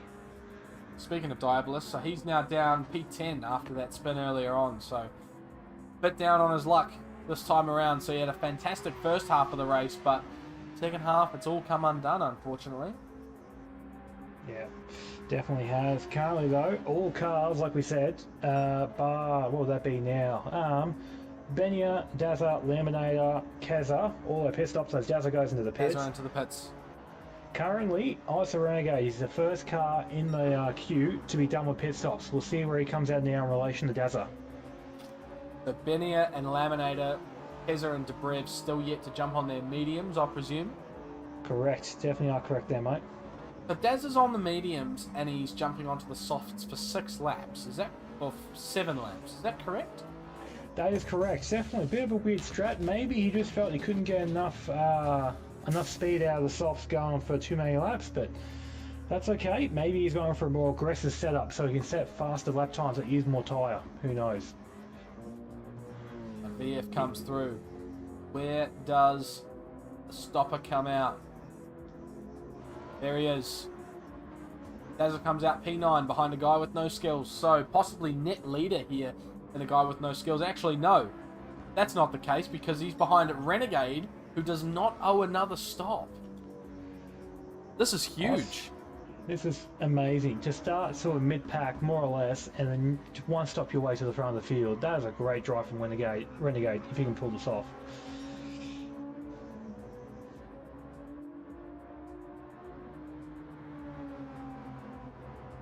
The one stop coming in clutch this time around. We weren't expecting this. We all said at the beginning that the 2-stop was the best strategy, but Renegade was determined to prove us commentators wrong, and all the viewers at home. Yes, the 2-stop, currently, not the number I think one. I got a feeling that Renegade might have the commentary going on in his in his cockpit there, because currently I saw him drive out the commentary box before and he gave us a bird as a way of saying F you, the one stop is going to work. I'll make it happen. He knows. He probably got it over the radio from Nismo Nath, who is in chat tonight. Team owner of Hooncorp, of course. He'll be watching on with a massive grin on his face. Rebs Law as well, P7 with no more stops to make. These guys are looking good. Definitely. Alternate strategy. Isa Renegade is putting in some great laps currently. Does his best lap of the race there, 147.8. A bit off Benia Rex, but for a person who is short shifting and saving fuel, that is not too bad at all. Short shifting, and that's his best lap so far. He's only had the softs on for a few laps. Definitely. I had the softs on since lap 14, I believe it is. So this would be his 7th lap, sorry. You are correct, though. These guys up the front have been pushing a lot harder. So Benia currently leads the way over Laminator. Rev in P4, and his closest competitor, I think, was Dazza in P9. Petey Pop's currently P11, has made his final stop. Off the back here, but he'll be looking to make some more positions when the others make their final stop, probably at the end of this lap. The Petey Pop's on the mediums now, I presume. No, he's already done that, hasn't he? Yes, he has. He's on the softs now. He is going as hard as he can to the end of the race. He is fueled up to go. Currently, judging by how long a pit stop normally takes here and how far he is off the cars in front, I'm going to estimate that once the pit stops are done, Petey Pops, if he can keep his form going, he'll find himself in the top 5. I think he could go for a podium here, and considering the bad luck he's had this race, that'd be a fantastic achievement as he's purple on the exit of the infield back onto the oval. Benny is in. Benia comes into the pits, as does Laminator. Keza, the first car to come around, not stopping. No, he is stopping. Definitely. Then No comes to fuel tank for that car. And Brev, will he do the same? So the top 4 are in. Renegade might take the lead of this race here Oh yeah, comfortably taking the lead of the race. and be on the best tyres all the way to the end. This is huge. Definitely. Hooncorp car takes the lead in Division 4 as he heads around turn 1 with his nearest rivals in the pit lane, putting on slower tyres. Yep, and VF currently also jumps the position. He's got no more stops to go. Wow, oh my god, VF is going to get a net podium if he keeps it up. Here we go, Benny is on the way out. There he is, right behind VF there. So that battling in the infield section that happened in that middle stint for Benia has really slowed him down, and now he's behind the Mercedes of VF. Who would have thought a podium could be on for a Mercedes driver? Okay, look, not gonna lie, at the start of this race, I would not have picked a few predictions, such as a one-stopper winning, a car that wasn't a Supra winning, and a Mercedes making the podium. And right now, all three look like they're going to happen. It's absolutely insane. Check your bingo cards, ladies and gentlemen. There's a couple of things that you'll want to tick off that you didn't think were going to happen tonight. Benia in P3 in the Supra, behind VF in the Mercedes, currently in a podium position, and he's on the medium tyres, is he? No, he's on the softs, isn't he? Benia's on the medium tyres currently, VF's on the softs. VF's on the softs, so Benia, in theory, should not catch VF from here. And VF should not catch Renegade. Renegade's going to win this race by 8 seconds. Currently, looking at the lap times that both cars are setting between Renegade and VF, VF is slightly quicker, but the amount of laps left to go, VF is going to have to really put on a show if he wants to stand a chance at catching Renegade in front. Barring mistake, there's no way that a Mercedes can catch 8 seconds over 4 laps on a Nissan GTR. And here we have, look, Benia followed very closely by a pack of 3 cars. The other Hooncorp car in this group as well, Rev's Law behind Laminator, also with a tyre advantage, heading towards the end of the 21st lap. Yeah, currently there in this little pack between 4s to 7s, I believe it is. Laminator's in the mediums, everyone else in that pack is on the softs. Oh, wow. Laminator could be a sitting duck here. Yeah, he is. That Supra, though, hard to pass. It's got great straight line speed. Definitely. Have a look Currently, on board from right Rev's now, Law. We're going to need to see Laminator really struggle with traction on the medium tyres in the infield, because it's easier to pass a car in a corner than it is on a straight when the car you're versing has got great straight line speed. Yep. The GDR is good through the infield section as well, so he should close up on the Supra here, but getting past makes is contact another with the guy with question. no skills. Contact through the second hairpin and gets through. Does he back off though? Was a bit of contact. Will he redress it? I think he's going to. Looks like if he's it's a fighting redress it. or not. He looks like he's Okay. fighting it. And Dazza nearly loses on the exit. Gives the position back, but I don't know if that counts as a redress, and I'm sure he's going to take it back here as well. Definitely. Rev's Law not able to have an answer for Laminator out in front of him. Have a look here, the Supra going for a move on the GDR. Dazza goes up the inside of a guy with no skills on the way into the bus stop. Clears him on the way in. Able to take the series of corners completely clean. Dazza getting a great run through a chicane, breaking the slipstream before he even gets to the end of it. Oh, wow. Clear to go. He could get Revs here as well. Revs might struggle in that GDR. He's got a slipstream from the car in front, but is it going to be enough to hold off the Supra behind? I think Rez might be able to hold it, but he might have to defend this corner. Here we go, to the inside, the Supra looks to the outside, it's going to be hard pressed to go around there. He's tried it a couple of times this race, sweeps across, tries to shut the door, but Revs keeps it open. Through the inside, the GDR holds the position. Fantastic stuff. Yeah, and they nearly go too wide through. There's still the, a bit of overlap, but he's going to keep it. Look at that. Great defense from Rev's Law. Yeah. Currently looking ahead as well, I think we might have a Renegade here. The gap between him and VF has not changed whatsoever. Renegade, box seat here to take a cruisy win. VF, a lot of pressure from Benia as well. Renegade just has to keep it on track here to seal the win in Division 4 with a emphatic no-stop. One-stop, sorry. A no-stop, imagine that. You'd get a 1-minute penalty for a start, but yeah. If someone can make a no-stop work here and still win the race, then they deserve to win a penalty. They deserve to be series champion. That would be phenomenal fuel saving to manage to win with no stopping. So from here, quick bit of maths. We've got 2 laps to go at the end of this lap, and 7.5 seconds for VF to find. So he'd have to find nearly 4 seconds a lap to catch Renegade here. So the maths is against him. Renegade has the math in his favour. All he has to do is keep calm and make it to the end. Can he do it? Currently, In the Nissan right now, GTR. looking at all the cars here, the fuel situation between the top 3 cars is identical. Renegade can absolutely gun it from here and make it to the end on fuel. It should be all over. It's never over till it's over, but for Renegade it should be over. On VF. VF's in P3 now. There we go. VF drops back. The Mercedes, no answer in a straight line for the Supra. But, into turn 1 though, the braking zone. VF closes right back up. I reckon this turn 2 here, VF might just go for a move. He's got the tyre advantage. He'd be stupid not to. Well, you just called VF stupid, essentially. So I'm sure that if they could penalise commentators, they would in this case. But it looks like he's going to be close enough to go for a move into the second hairpin. Maybe not. Look at that. Supra just pulls away. In that middle section, there's a bit of contact on the way in. It looked like it was latency involved, but, you know, some might say it was a bit of... Oh, VF's round! VF's gone around. It was too much pressure. He's got to stay out of the way of these guys. He was on for a podium. The Mercedes dream is over. Down to 7th. Yes, we've got now on the comeback drive, Laminator, now in P3 with Dazza right behind him. Let's have a look at it again. From the outside camera. Oh no, that's the wrong replay. Never mind.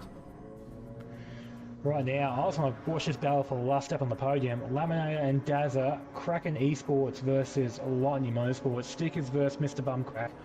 Oh, this is going to be a battle for the ages. 1 lap to go as well. Tyre advantage for Dazza as well. He's on the softs, isn't he? He certainly is.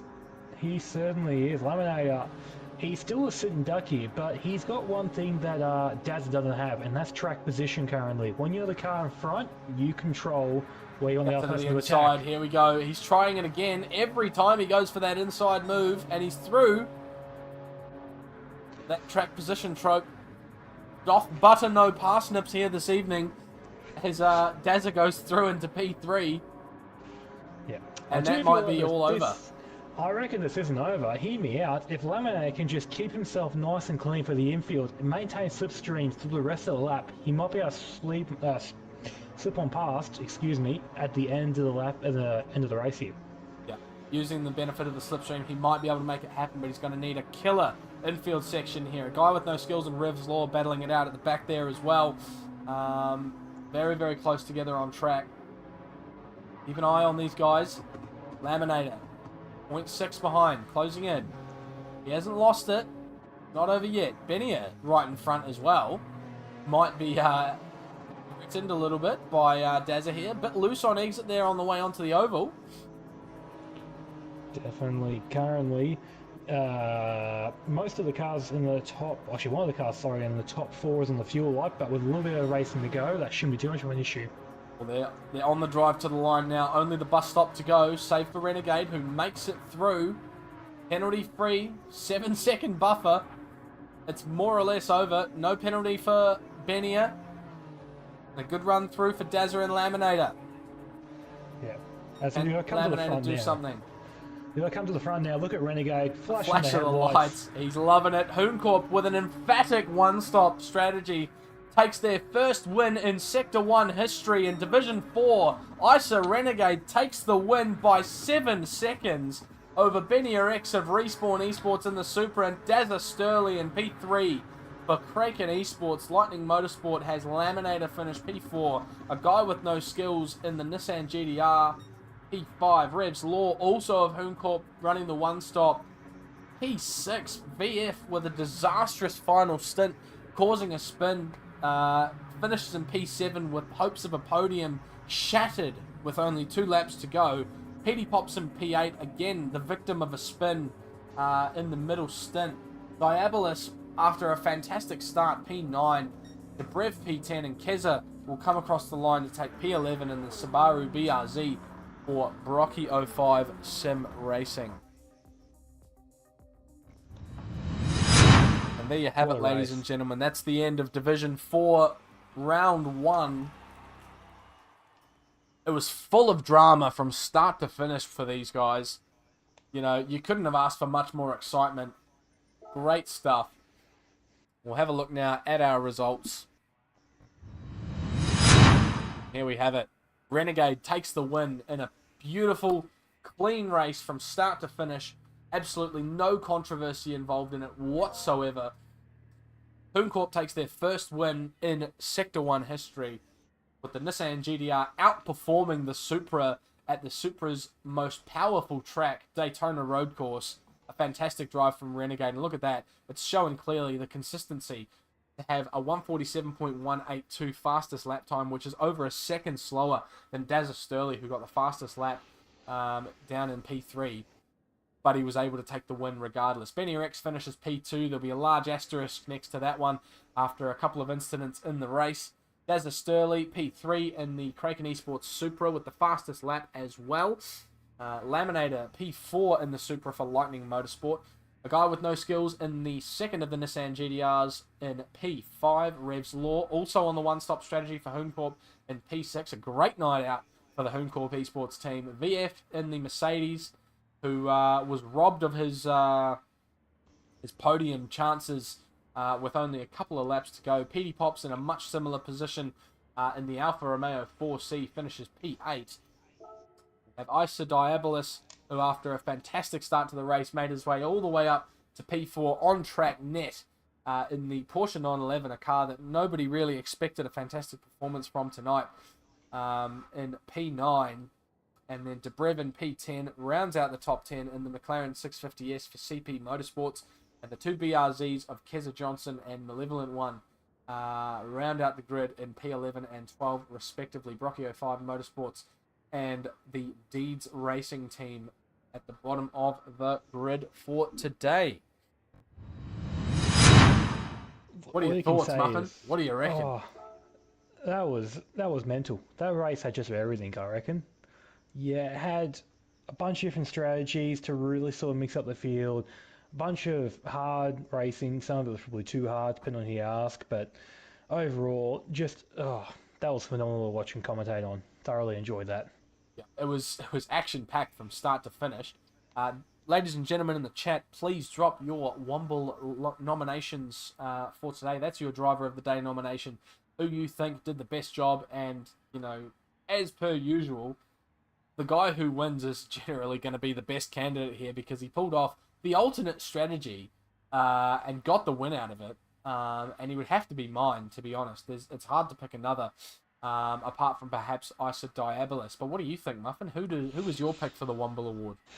Oh, mate, it's always one of those things where you don't want to give your Womble Award to the person that won the race, but when you win the race with a strategy that's not ideal and your best lap time is on average 1 second a lap slower, you just got to give it to Ice Renegade. He drove phenomenal that race to win with the one stop. That is something I would not have picked at the start of this round. Yeah, an alternate strategy winning. There was so many things that weren't on my bingo card for this one. A non-meta car winning, a one-stop strategy winning. You know, it's absolutely crazy out here today. And, you know, VF was on for a podium as well. He had a fantastic drive and got turned around towards the end. So, you know, he's also up there for nomination as well. Revs Law, a fantastic result for him too. Yeah. And Diabolus as well. Unfortunate with the luck towards the end of the race, but a fantastic first stint to get him through there. Yeah, and Blee, I think as well, honorable mention, definitely has to go out to PD Pops. He was on fire tonight, and I reckon that he would have been comfortably on the podium if it wasn't for some on-track action. They got a bit too aggressive, unfortunately. There was a couple of bumping and grinding from these guys tonight, but that sort of happens in motorsport, and that's why we leave that job to the stewards to sort out. So we won't speak any more on that, but action-packed from start to finish, and hopefully a lot of entertainment for you guys watching at home. I know I enjoyed commentating on it. Muffin, how did you feel about that? Oh, mate, I always love coming on the comms box here, in the comms box, sorry, and really just looking at all the guys go around here. They always put on a show for us. It's fantastic to commentate on. I just can't say enough how awesome it is.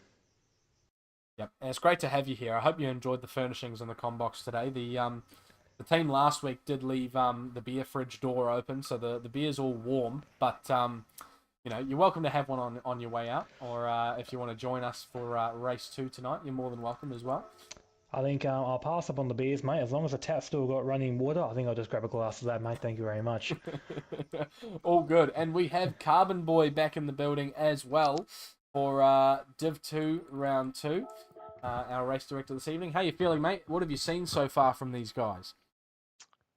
Thank you very much. I'm feeling pretty good, thank you. What have I seen? Well, I've seen a very feisty Division 2 in the couple of test starts I've been running. Oh, dear.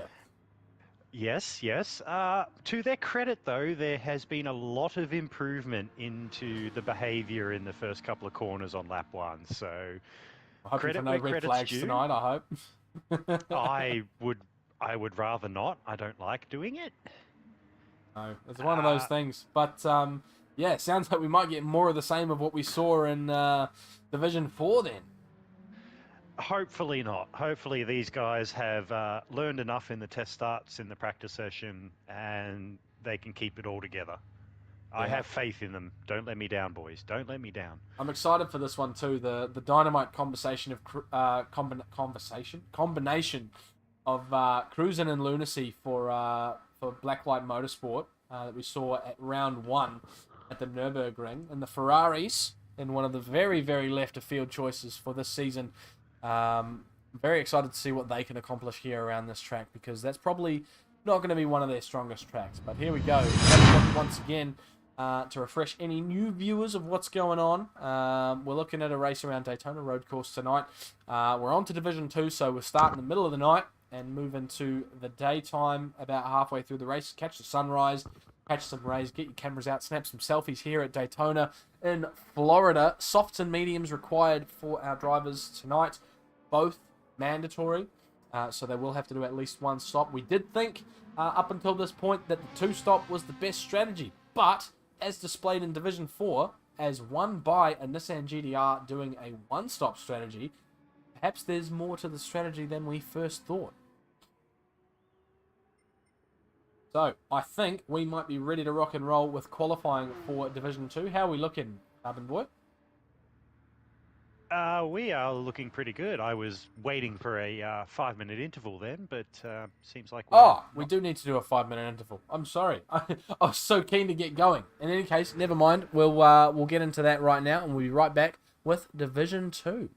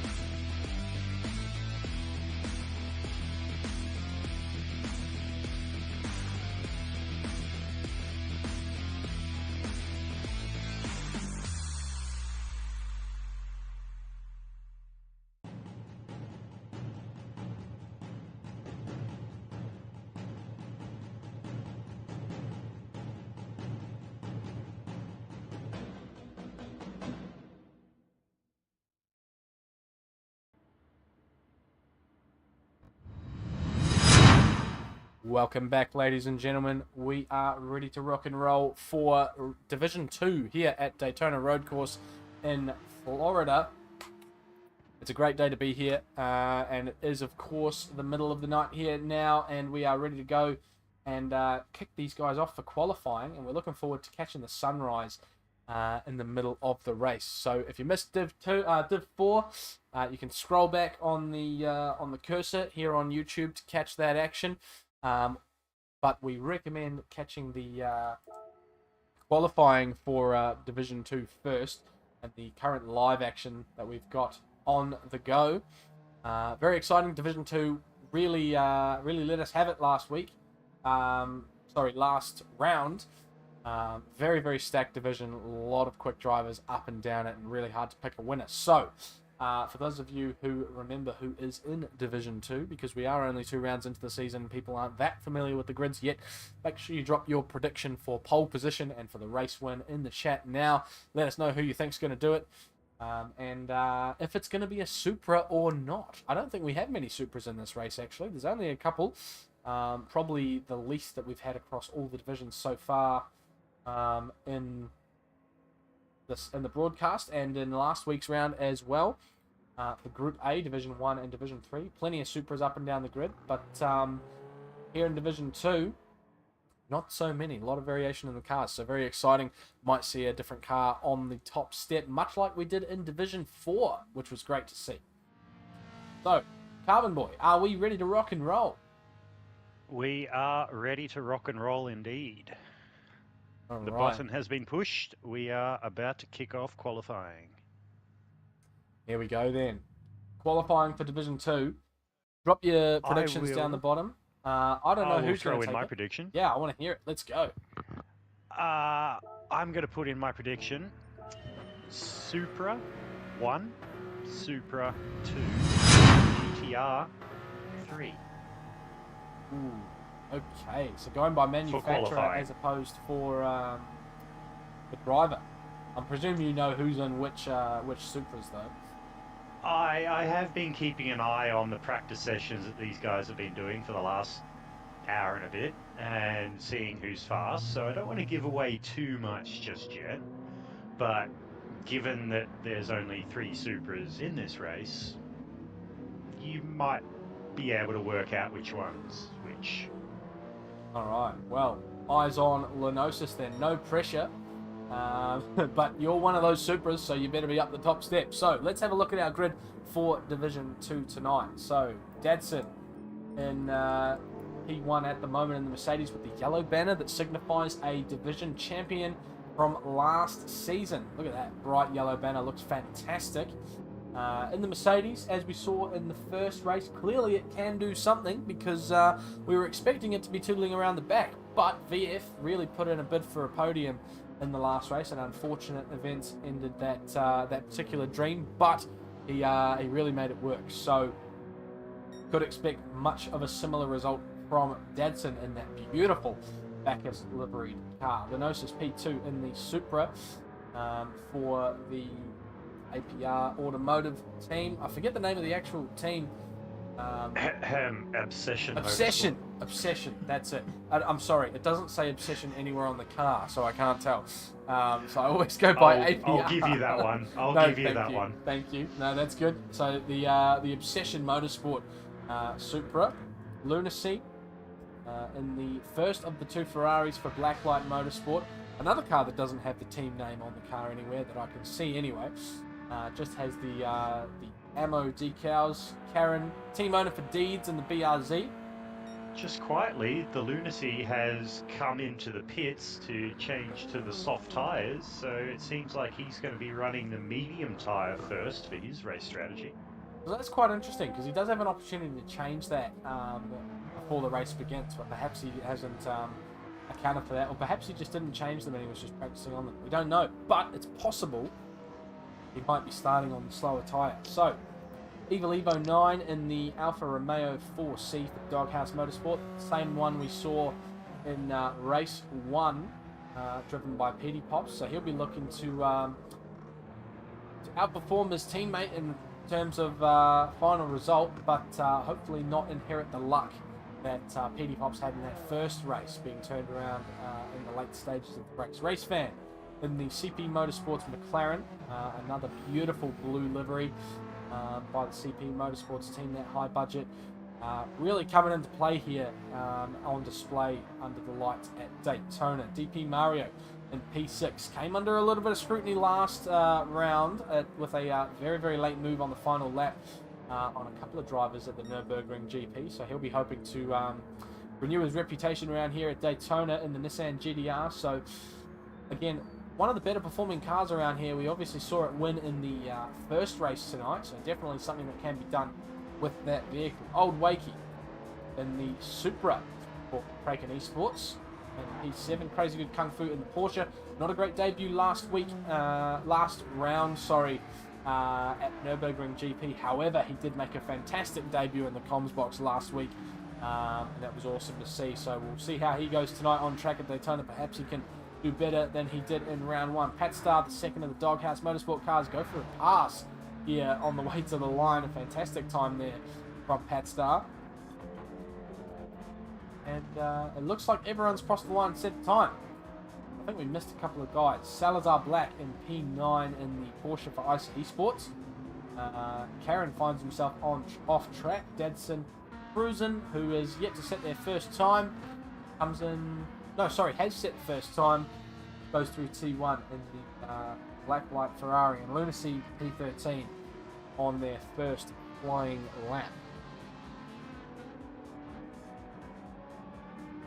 The ammo car is not looking fantastic so far in terms of pace, but I'm sure they'll be hoping to renew some of that towards the end of this qualifying stint. Lenosis is currently on provisional pole with a 45.277. So will we see anyone crack into the 44s tonight here in Division 2? That'd be one way of saying to the Sector 1 administration, put me in Division 1, please, if we see something like that happen tonight. And to their credit, even if the Ferraris don't manage to qualify that well here, I've seen those things off the start line. They are an absolute monster. They will make up 2 to 3 positions quite easily just off the start line. They've always had a reputation for having a good launch, the Ferraris. Even back on GT Sport, they were really, really good off the line, and we actually had a series way back where the Supras were nailed by the Ferraris off the start every round of the season. Not dissimilar to what we've got going on here at Season 7 at Sector 1. DP Mario, 46 across the line, puts him in P6. Pat Star in P5 in the Alfa Romeo. Stickers with a 45.4, I think it was, yep. Finds himself just shy of 2/10 deep.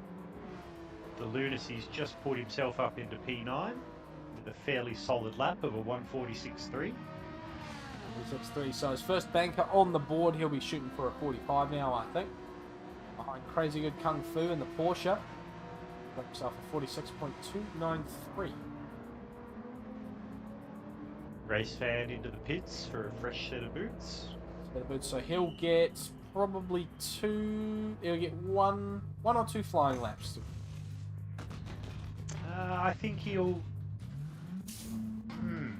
My math is terrible at the best of times. I think he'll get 2 flyers. 3 minutes left. I think he'll get one.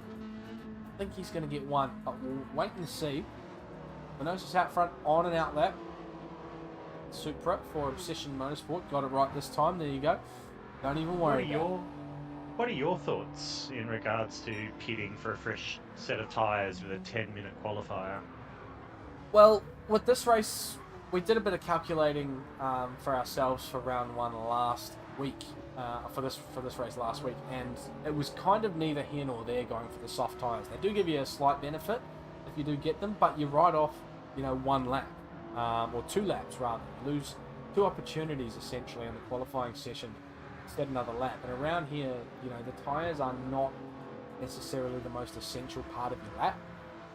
As we see a couple of 45s being set by DP Mario and Pat Star down in P6 and 5 respectively. 45.7. So yeah, it's not a terrible decision to stay out on a worn set of softs for the entire qualifying, but you can give yourself an advantage if you give yourself that one lap on the fresh softs, but it just reduces the amount of chances you have to set a good lap. That was echoing my thoughts. It's a risk versus reward kind of situation. It is, For and you me- know, the risk is fairly high, and the reward is not that high. It can pay off, but it depends how consistent you feel with being able to set that one good lap. But some people I am don't have a not- lot of confidence. I am not that great. Yeah, I was so just you'd go watching- for the lap after lap after lap strategy. I did indeed. I was just keeping my eye on Evil Evo, who's currently sitting in P3 in the Alpha, which is, for me, an astonishing effort.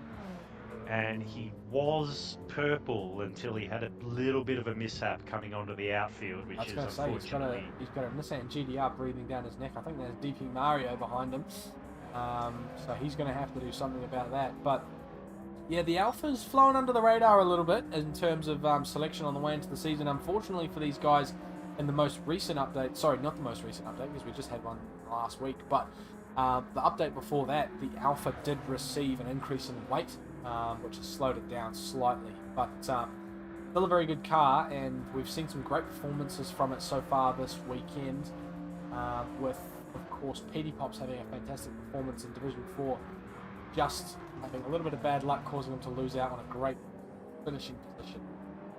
Lenosis goes 45 flat, 0.381 clear of Stickers in P2. So, not quite into the 44s yet, but he's knocking on the door. What can Stickers do? Stickers is he behind Lenosis here or ahead? I think he's the one giving a tow. He is in the slipstream In the of slipstream Lenosis. of the pole sitter.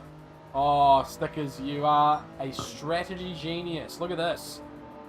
He's put himself in the slipstream of the pole sitter, the fastest man on track, but he goes around the outside. Okay, I take it back. It's all different. So he must be on a fast lap, and Lenosis must have modeled the lap that he was on.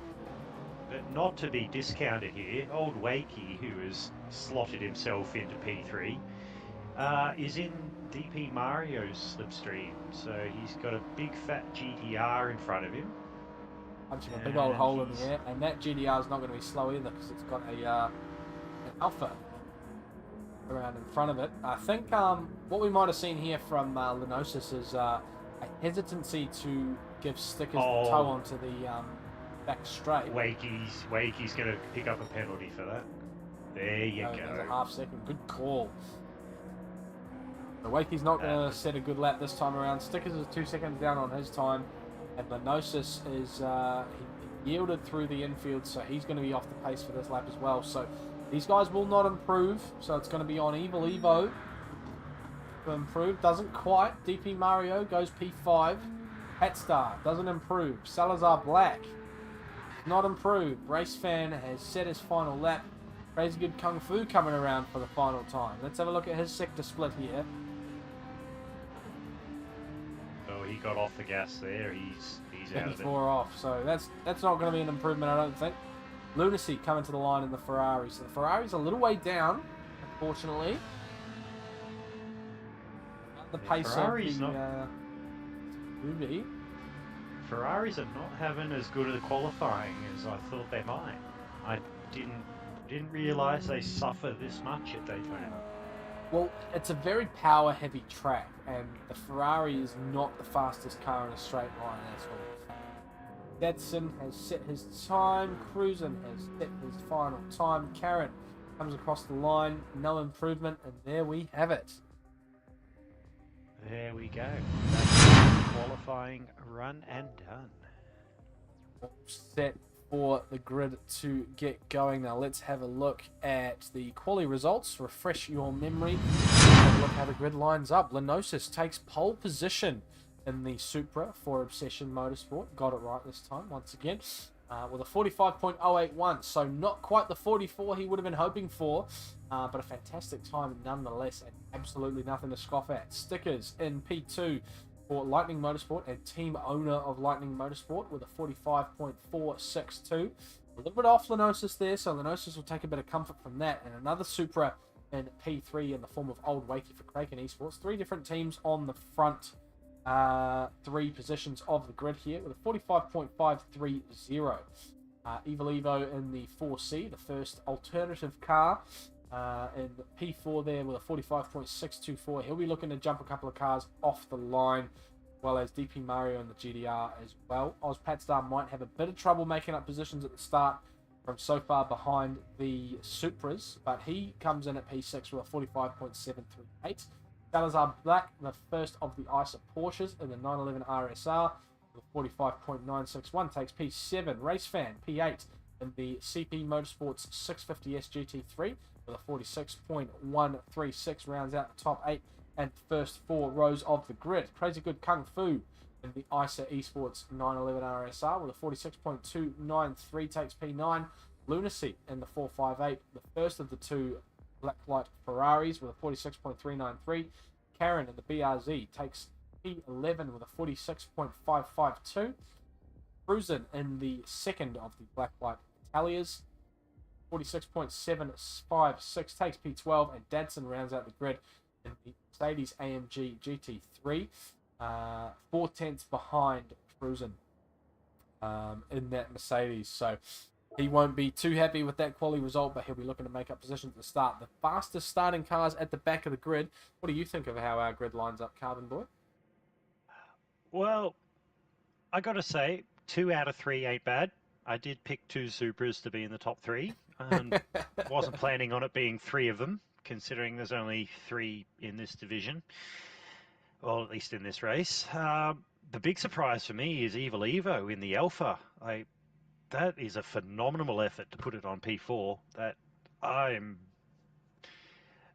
actually curious to see whether he can hold that kind of pace and do a one-stop strategy, because if he can, I would not be surprised to see that Alpha finishing further up the order. Do you think a couple of guys might try that strategy? Do you think they might be emboldened by the winner of Div 4? Or I would want to hope that they had the one-stop strategy in mind a little bit earlier than this evening. But if they can, come up with a strategy this late in the day and make it work, well, full credit to them. They're doing better than me, not going to lie.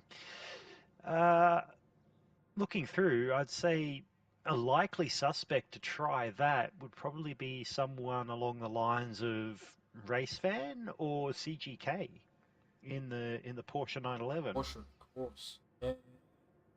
That could be good. I think it's possible that DP Mario could go for it as well. We did, of course, see a GDR make the one-stop work in race 1. So anyone in a GDR would be sitting there going, maybe if they were planning a 2-stop, they might be sitting there going, maybe I've made a mistake here. But I think the Supras will all go for a 2-stop. I think the Supra struggles with fuel saving enough to prevent that 2-stop from being, prevent that 1-stop from being an option. But we'll wait and see. This could be very interesting to see how this goes down. So I'm sure the guys are ready to rock and roll. We might just do a quick check-in with Captain Muffin down in the pit lane there. Muffin, how are you doing? Oh, sensational, guys. It's loud and it's proud down here, mate. All the roaring GT3 engines are just great to listen to in person. That qualifying there, that was a great qualifying session to watch from down there. Like you said, 3 Supers at the front. I also would not have picked that. I thought Evil Evo was going to be on the front row in that Alpha. He's been really good in that car in practice through the week leading up.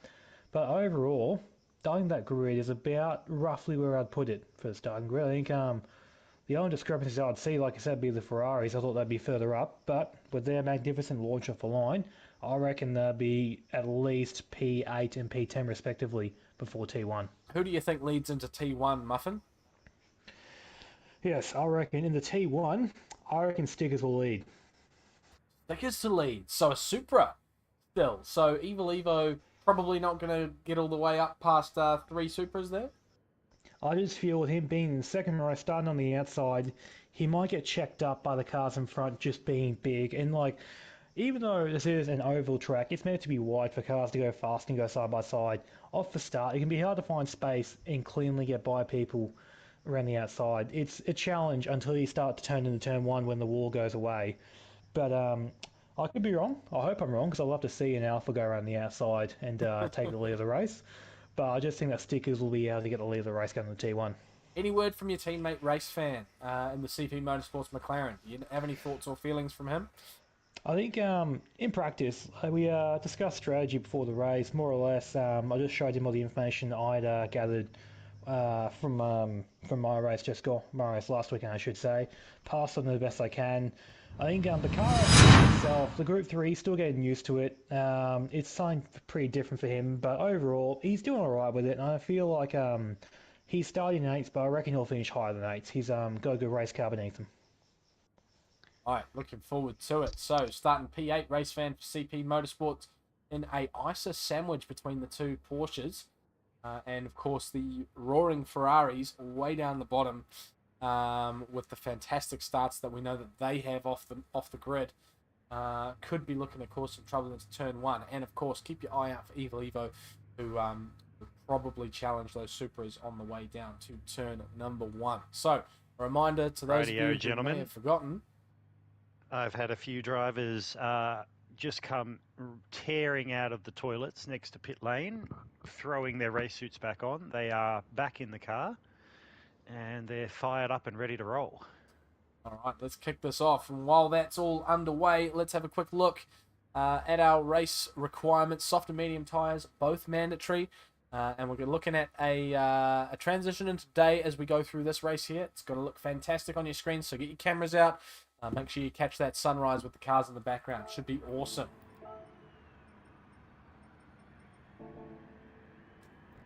All right, and the grid, the drivers go. Look at the flash of the lights twinkling in the evening light under the lights here at Daytona Raceway. The lights are coming on.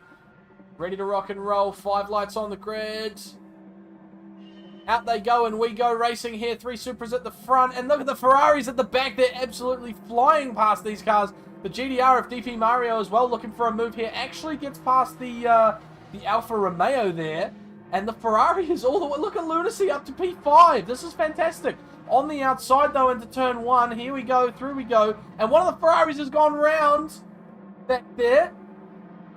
We've had an incident with a couple of cars back there. Dadson goes through into P10. Karen in the wall, P12. P13 now. Salazar Black takes off in the Porsche. Cruising ahead of Dadson here. So Dadson's made up a couple of positions at the start. Great stuff from him. Up the front, we've got Old Wakey and P3 in the Supra. So still the 3 Supras lead. That bet for Stickers to lead into Turn 1. Not quite coming through. Evil Evo goes for a move on the GDR there. Bit of latency there as well, so that might cause problems for DP Mario if it gets too close for comfort. The 2 doghouse cars now side by side. What can they do with each other? Teamwork makes the dream work, but they don't look to be working too hard together right now, as Evil Evo gets left for dead by his teammate Patstar and has to tuck back in behind the Ferrari of Lunacy here. Just to confirm with that T1 incident, just the 2 cars that had a bit of a spin back there, one being Salazar for ICER and the other being Karen for Deeds. Disastrous start for the Deeds car in the BRZ there. Lenosis pulled out a 1.1 second gap out the front here, by the way. Race Fan has been taking a little bit too much advice from CaptainMuffin. He's picked up a 1-second penalty.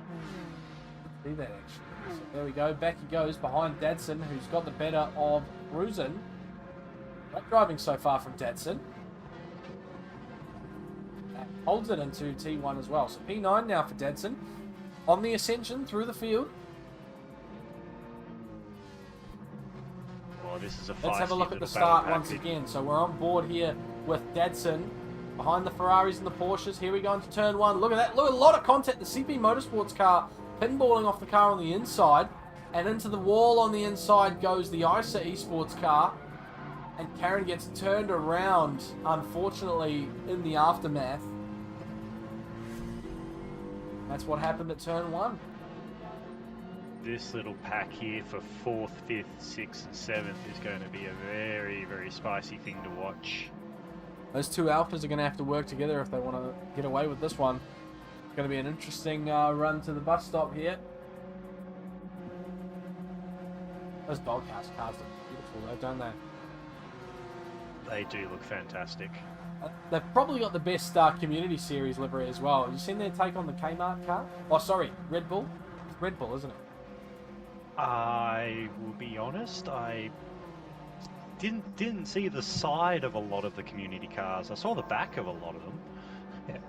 Oh, just CaptainMuffin here down the pit lane can confirm that the Doghouse guys are running a modified Red Bull livery. Instead of saying Red Bull, it said Doghouse.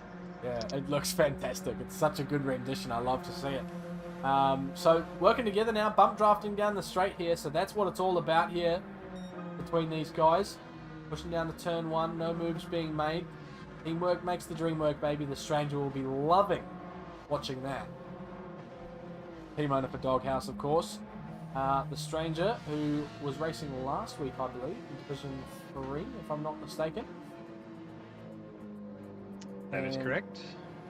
Rig Supras still lead the way, but those Alphas might have something to say about that before long. Lunacy in P6 and the Ferrari as well. That's a really good start from him there. He's not on the mediums by any chance, is he?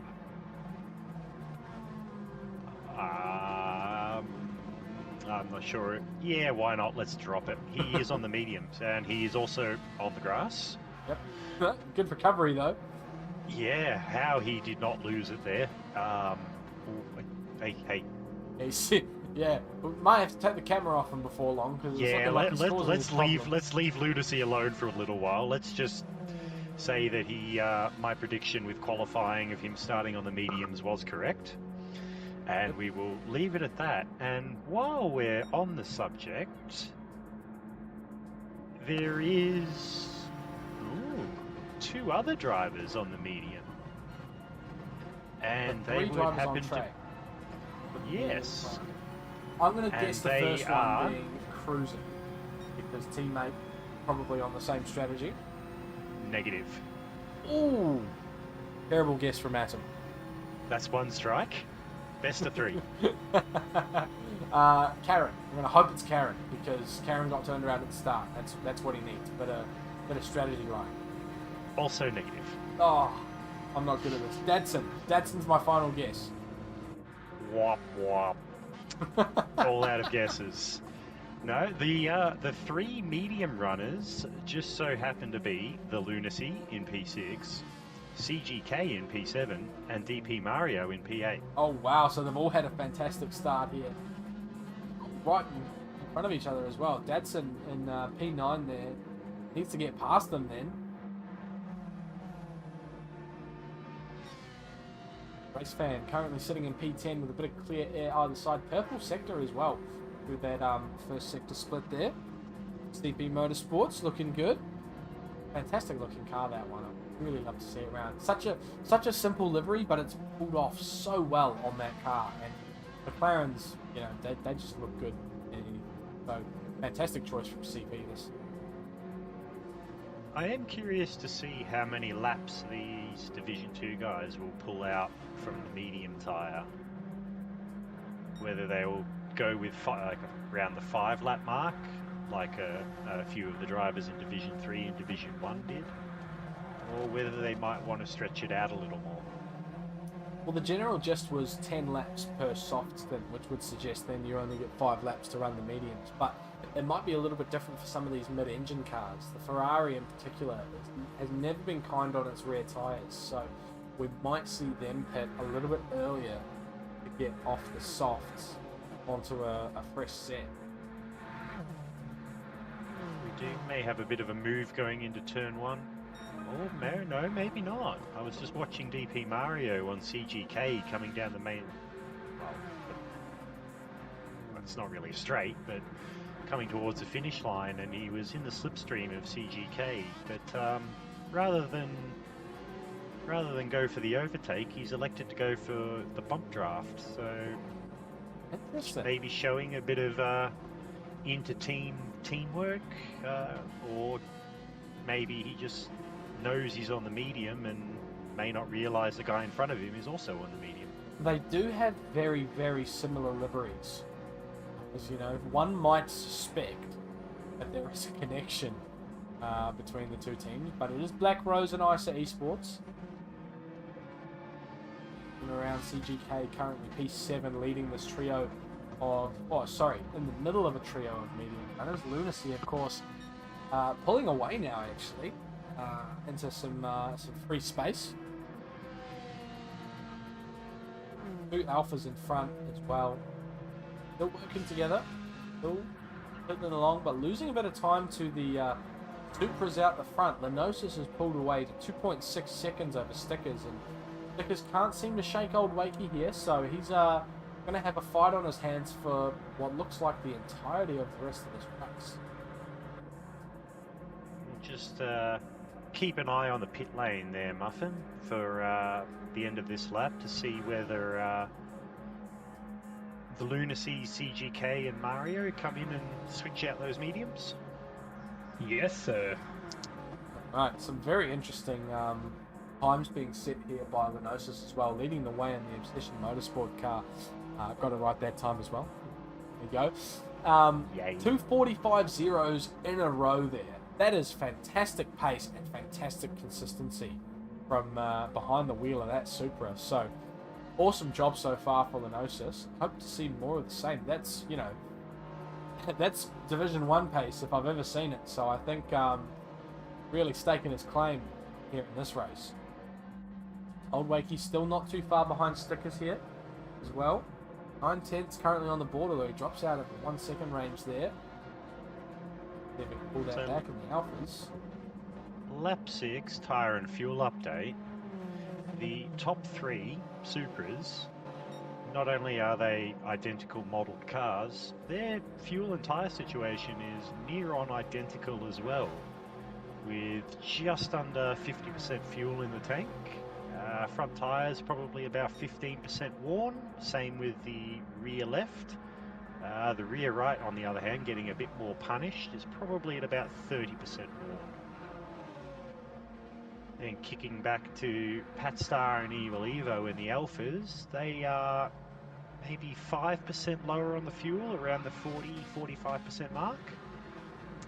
But same sort of tyre wear on the rears, but the fronts are probably around the 5% worn mark as Evil Evo decides my turn to lead and goes past Patstar on the final turn towards the finish line. So it might be Patstar's turn to push Evil Evo along. Going back down, here's something interesting. The Ferrari has less of the Lunacy has less rear tyre wear than the Alpha of Patstar. That's interesting. And is probably also 10% better off for fuel at this stage. Ferrari has always been quite good on fuel, so that doesn't come as a huge surprise. But that tyre wear, that's very impressive. I'll be very interested to see what sort of tyre wear we're looking at when we get down to... actually, that could be because Lunacy is on the mediums versus Patstar on the softs. That will do it. That will do it. CGK in the Porsche, just above 40% fuel. Those front tyres are looking immaculate, being in the mediums, only at about 5% wear, and the rears, yeah, let's just call it 15% on that rear right. Dadson in the Mercedes is probably sitting 35-40% fuel, 10% wear on the fronts, maybe 40% rear wear on that rear right. DP Mario, He's dropped down a bit. finds himself back in P9. What's going on there? I don't know when that's happened, because his lap times all appear to be pretty standard. Well, the last one being a 48.2, yeah, it's not particularly horrible. Oh, is he going to pick up a penalty there? I think he'll be in the clear there. Yep, I think you're right. But he's 2 seconds down on this lap, so... Maybe it looks must like have been he's- this lap. He's had a bit of a bad run. Okay, first stoppers. definitely. That's what I say as well. Once again, Muffin Man here from the pit lane. Crash CGK comes into the pits. The reason why you had DP Mario, CGK, Dadson, and even Race Fan sort of like a bit further back from where they should have been, going into T1 last up around, Race Fan looped it after going from the inside of DP Mario and Dadson and sort of shook them both up a bit and lost a bit of time from that, and that's why Race Fan is currently down in P10. Oh. Ah, not good for him. So unfortunately, from what I could tell, no contact was made. It just like Race Fan just gassed it too early on the turn in, and yeah, car just didn't grip up, unfortunately. I don't know if you guys can tell, but if you look in DP Mario's cockpit, you can see a very interesting looking face looking out at you.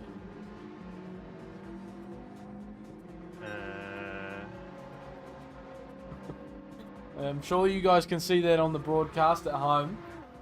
There's a funky looking Mario face in there, looking out the front windshield. Much more visible on the infield, but not so much now. Here you go, you might get a look at it here, on the right hand side of the cockpit. Is that? That's a nice touch. I like that. I like that a lot. Okay, yeah, credit where credit due. That's an awesome race suit. I'll pay that. That is attention to detail 101. Yeah. Living up to the name. Alright, so Race Fan's tyres and fuel, what are we looking at? Where were we? His fuel is bang on quarter tank. 10% wear on the fronts. We won't worry about the rear left because that's not the point. The rear right is hating life right about now, being about 60% worn. It's his fastest lap. He might be a bit of a man on a mission after that last lap spin around, as he nearly does the same thing again, coming out of T1. But anyway, back to cruising. Just over a quarter of a tank, who is only 1.5 seconds behind Race Fan as we speak. But that rear right tyre on the Ferrari is also hating life, probably about 70% worn. Karen, down in P12, not really having the best of nights as he goes 1/10 purple through the first sector. On a 44.818, I might add, that Lenosis is set. Killer lap. That's 2/10 faster than his qualifying time. He will be happy. He's finally dropped to 44. That's the one pace, that is. Very well done. Karen's bang on a quarter tank. 15% wear on the front tyres, maybe 30-35 on that rear right. And CGK, who is down in P13, who has pitted, so that's not race over for him by any means whatsoever. He hasn't crashed, he's just pitted. I think I'm reminding myself more than the viewers. He is filled the tank to just under 3/4, and his he's on the second lap of the soft, so they're still immaculate. And someone's gone off. Someone's gone off after the bus stop. That's Karen. That's Karen.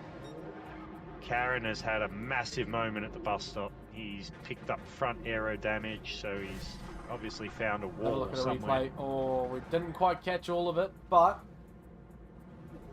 there's a spin at the bus stop. Must have caught the curb, much like we saw in the last race from Benny X. Yeah. And while we've been talking, or while I've been talking too much, Old Wakey has made his way past Stickers up into P2. Good. Well done, Old Wakey. Breaking Esports into the second spot on the podium, and he's put a bit of a gap on Stickers as well. Stickers was looking pretty good before then, but he was not able to shake Old Wakey. Now we will see... Huge though, 4 seconds. I can almost guarantee we'll see the top 3 in the pits this lap. So Muffin, can you keep an eye on who does what with what tyres this stint? I certainly can, Carbonboy, no problem at all. And I've also been going up and down the pit lane, sort of keeping an eye on all the teams, sort of like telemetry and data screens. And while he wasn't really willing to give much information away, I had a chat to Jimmy Superfly at Black Rose Racing, And I reckon we might have another one-stopper in this field in the form of DP Mario. Really now? That'd be quite interesting. Not a fastest lap here as well. That would explain the 47-second laps, because that's a little bit off the pace. But not so much that it's crazy, but that would suggest a significant fuel save. Yes, Well, he goes around again. I will put it to you guys. His tyres, he's on the mediums, so his tyres are not an issue whatsoever. He's currently sitting a fraction under a quarter of a tank of fuel on lap 11. He's got to do 3 laps from here, basically, unless he can do 13 laps on soft, in which case he only has to do 2. Comes out just ahead of Lenosis, who will probably blow by him on the next straight, but that will also benefit him by giving him a tow. Also, just want to point out to you boys as well, Lenosis, as you can tell, has pulled out a massive gap on Old Wakey and Stickers behind. But Lenosis has elected to get his medium tyre stint out of the way now, and henceforth has only filled up half the tank to do so. So Stickers, Old Wakey and Lenosis will close back up towards the end of the race, but Lenosis, he'll be on much better quality, softer tyres you could say, for the last stint. Better quality rubber all the way to the bank, that one. But yeah, taking his medicine a bit early. An interesting strategy call from Lenosis, because generally when you're out the front, you want to put on the best tyre and just keep pulling a gap so that you never end up being behind anyone. But he'll do his medium stint, and then after he boxes, he'll probably end up down in P10, P8. He may be going along the same mentality as what I did, because that's the exact strategy I ran last week, was get a good start on the softs, and then in the middle of the race, when traffic is a little more spread out and there's a bit more of a gap between cars, take the medium, take the slower tyre for that short 5 laps, get it out of the way, get it done, and then throw on a set of softs and bring it home hard on the faster tyre. Will give him the advantage at the end of the race, but he may end up out of track position. But to be fair, with a 4-second gap on the way into the pits, it's probably not too big of a deal. Let's see here if DP Mario can keep the gap close and get himself a nice slipstream on the oval once they get out of here, because that'll really benefit him.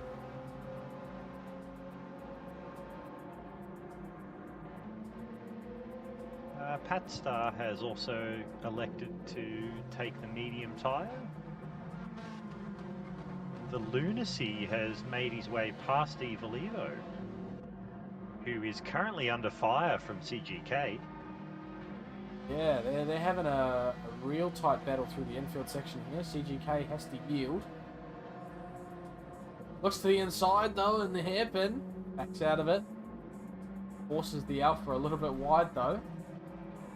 Give a little bit of space on the inside there just to be careful. But Lunacy will now be on the soft tyres, of course. I do like this. Good, hard, close, fair racing. It's good to watch, guys. Well done. Love to see it. Evil Evo's always been a really good racer on track that we've seen. Really good stuff from him. So Patstar's the one on the mediums though, is that correct? Correct. He's in a good position then. He's got... Is he short fuel? He's sitting on about 55% fuel at this point. How does that compare to Evil Evo 9? Well, he has short fueled. Evil Evo is probably around the 80% mark. He might have And just he's put on in the enough for softs. the mediums, much like the process. That would be my guess too. That would be interesting. But that would put Evil Evo in the pound seat then. Or to Lunacy. Driving a good race so far as Lunacy. 46.7 on that lap. He's found some pace.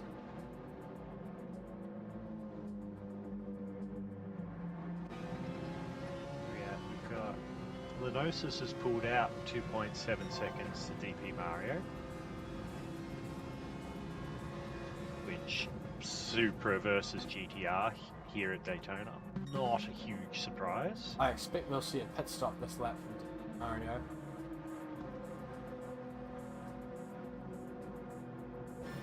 Yeah, given the amount of fuel that is not in his tank, I would say so. Through the bus stop one last time on the medium tyres then for DP Mario. There is a lot of petrol that is not in his tank. I'm sure he'll be into fuel up this time around. 4:10's down at his best time, so yeah, definitely losing a little bit of pace here, and Lenosis pulling away very rapidly. Definitely time to drop it in, drop it off at the mechanics. And he's in. Go. With Lenosis zero goes fuel. clear. Yeah, timed that very well. Now he only has to make 12 laps on soft tyres, so should be fairly comfortable for him. So where do we think he's going to come out? Behind Crazy Good Kung Fu, perhaps? CGK, I would say so. The CGK is going into turn 1 now. And DP Mario is only just putting fresh tyres on. Fuel is going in now. So Yeah, he's he really quite may far back. he might find himself back in, I'd say, P12. Board with Salazar Black here. We'll see if he comes out close to him. Come out ahead. There he is, P11. Behind Race Fan. But that's it. That's his only stop of the race. So now he's on best tyre to the end. P10. Can he do it? Can he unseat the Supras? I do like it when someone throws a spanner in the works. Not gonna lie. It's so good when there's two viable strategies in a race as well, you know. And this is a case of the GDR having a strength where the Supra is weak, and that weakness is the Supra might be very efficient on fuel when it's at full pace, but when you try to save fuel in it, it doesn't save barely any, and you lose a lot of pace. So you just can't afford to fuel save. You need to just go hell for leather all the time. Whereas the GDR, while when pushing is slightly less efficient than the Supra, it can short shift and lose barely any time, and save a whole lot of fuel. And that benefits them by opening them up to the one stop as on display here. That makes me feel so much better about myself, because I was trying to do a one stop in the Supra in practice, and I could not maintain pace while saving fuel. Yeah. So that makes me feel better about Yeah, it. I can tell you right now, the Supra does not respond well to a fuel save. It's simply a car that has to be driven hell for leather, which is why the guys out the front are all doing a two-stop, and why you were forced into doing a two-stop. But that's just it as well. The Supra clearly has better pace around this track than the GDR does, but the GDR can make up for that with its alternate pit strategy. So how awesome is that? To see an outlier car able to really make it up on a gutsy strategy around here. That's awesome. I love to see it. I love watching a driver who's got the talent and the car to make the alternate strategy work. I love watching it. It looks like DP Mario's going to be the man after your own heart in this race here. Currently down in P11. Losing a bit of time to Race Fan, though, interestingly. Speaking of loving to watch it, we've got the battle of the MR cars here in Evil Evo in P5 and the Lunacy in P6. Jump on board with Lunacy here. Right behind the Alpha as it comes through the bus stop. And they've caught up to the pits. Caught up to teammate Patstar up there as well, who's on the mediums as we knew before. Lenosis in, takes his medicine, and he'll be out on the softs, I would assume. So how far behind was Lunacy? 12 seconds? But I think Lenosis is probably going to come back out. He'll be behind one stopper, won't he? He should be. I'd say he will be probably P9 behind Dad. Well, Dadson's come into the pits, so I'd say Lenosis will come out in P8. maybe P9, because he's going to have to put a fair amount of fuel in for the final 10 laps, so that's going to take... Jump on Yeah, board with well. DP Mario and see where he comes out in relation to Lenosis. The out is he is Lenosis is back on track. Lenosis is back on track, P7. There he is. So it's cleared He's DP got- Mario. So DP Mario, the one stop might not get him that far up, but we'll see. He's got a full tank of fuel and a fresh set of racing softs, and he is also the current fastest lap holder. And he's got 15 seconds of clear air as well. So I think it's going to take a miracle to unseat Lenosis. That's what's happening here. He's dominating this race in every which way right now. So it's going to take some serious driving to ruin his day by someone else. Well, being that he's my teammate, I can't say anything about it that will not be biased as all heck, so I might just keep my mouth shut. Alright, well, we'll talk about something else then, and that thing we're going to talk about is the 3 wide action that we've got going on for P4, 3, 4, and 5, sorry. Lunacy's taken care of both the Alphas here. As Stars had a half-second penalty Star to serves a serve. half second, but writes it off immediately by dumping himself into the pits. End of lap 16, so 9 laps he'll do on the soft tyres here. And Lunacy and Evil Evo are going to have to take their medicine in a few laps' time. CGK is also into the pits. I believe he was one of our medium tyre runners in the first stint, so he'll be getting another fresh set of soft tyres. 9 laps to go. Lunacy goes wide on the exit of the hairpin. Have a quick look at a replay for that one. Salazar is also into the pits, coming off the mediums onto a fresh set of softs.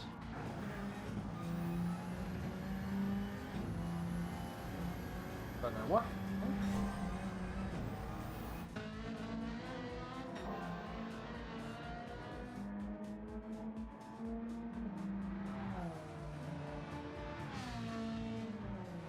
Looks like Lunacy got overtaken by Evil Evo into turn 1. Dropped back a significant amount too, 1.8 seconds off the pace this lap. These guys are running 1 minute 46 second laps, which is about a second slower than the current, well, not the leader, but Lenosis in P5, who's our net leader as far as we believe. Just having a look at Old Wakey and Stickers, who are currently running P1 and P2 respectively. While there is around a 1.7 second gap between the two, there is a bit of a fuel deficit between the two, with Stickers having a slight advantage, which could see, off the top of my head, both of these guys, as Stickers goes purple in the first sector, both of these guys will need to run the medium tyre for the final stint. So they'll be equal on tyres, but with that slight fuel advantage, Stickers may just close up that gap to either jump Old Wakey or get right up on his rear bumper coming out of the pits. Well, yeah, it may make a slight difference for the amount of time spent stationary in their pit box. So we'll have to see what happens there. But I don't know if it's going to be enough, because we're looking at 5 litres a second refuel time. So if Stickers has got 5 litres more in the tank than Old Wakey, he will gain a second in the pit stop, which would not be enough to jump him, but it would be enough to get close. So very interesting to see what happens there, as Stickers changes that dynamic very slightly with a poor run through the bus stop there, eking the gap out to 2 seconds. Yeah, look, I'll be honest, I don't think there's 2 seconds worth of fuel difference. That would have to be 10 litres, and that would be a fairly significant margin on the graphic for you there. Yeah, it's not quite that much, not gonna lie, it's not there. One can dream, but that's all good. So we're just on board with our one-stopper, our resident one-stopper for Black Rose Racing, DP Mario. Currently P6 with P1, 2, and 3. And I think Race Fan as well, still owing another stop here. So he's looking pretty good. He's looking like he might be on for a podium, depending on how Old Wakey and Stickers go here. But he's going to have to keep that pace pretty good until the end of this race. He's just done his best lap by 1/10. 2/10 faster this time around too. So he's on pace. He's looking good. Just going to have to keep it together for the next few laps. 7 to go.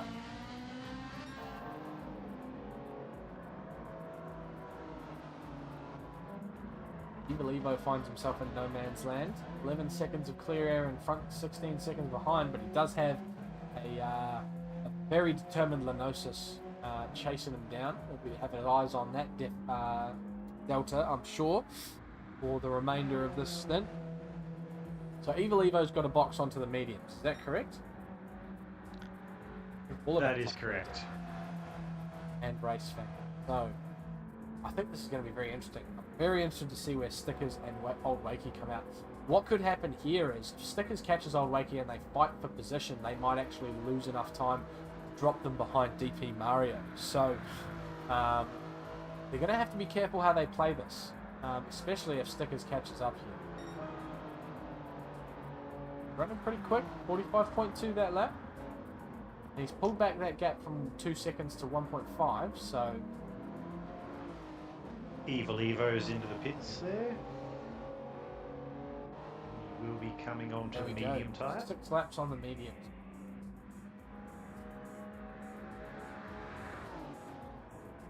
I hope he goes on to the mediums, otherwise he may find out that there is a very nasty penalty waiting for him at the finish line. Sure he will. Having done 10 and 9 on the softs, I'm sure he's wrapped his head around that part. Lunacy now in the clear air behind his teammate, but cruising in the pits now, going to put on the medium tyres. Lunacy is clear to run to the end, but he does have a very angry Patstar breathing down his neck here. What can Patstar do from P7 on the grid? And that round of pit stops there promotes our resident one-stopper up into P5. Not far to go. He's got 3 2-stoppers still in front of him. What to be had here, and he's 2/10 up on his best. He's absolutely killing it this stint. This is a fantastic drive so far. He has 6 laps to go, including the one he's on, and he's got half a tank of fuel. He's on for a really good result here. I think he'll be challenging for a podium here. I'm very interested to see how this goes. Still up on his best time, so he's still chomping time out of it. He's only 15 seconds behind Lenosis, who, well, once this round of pit stops... Yeah, here we go. Old Wakey and Stickers are in. We're on board now with Patstar, who's behind Lunacy. In the Alfa Romeo, chasing the Ferrari. Looks like he has a bit of a straight line speed advantage, but coming up on the bus stop, probably not the right place to go for a move. Definitely too far back this time around, but a good run could set him up.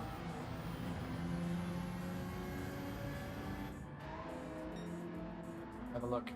We're going to jump on board with DP Mario and see where the 2 stoppers come out. Looks like Old Wakey and Stickers are on the move. Jump them. No, they're on the move. They're gone. He's not going to get them. He's got Race Fan, so he's P4.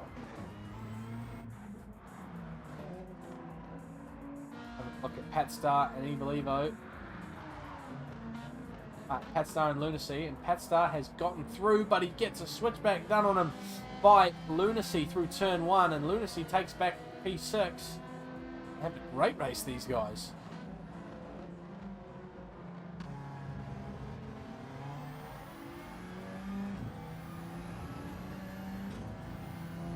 If they're not careful and they keep battling, that's going to bring CGK back into the party, who's not that far behind and is also purple through Sector 1 there. So they might want to be careful.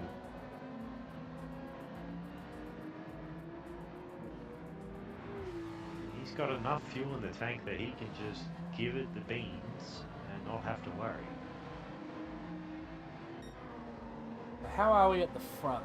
The gaps. Stickers did gain a bit of time through the pit stop, but it wasn't quite enough to get him into slipstream range. He's still very close. They have fueled up near on identical. There would be 1% in it, if that.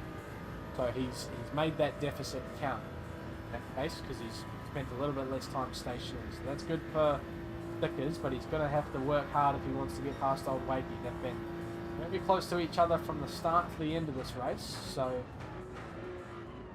if we can do As both they of them both wide. go very wide at turn 1. Hard to say who got the better exit there out of those two.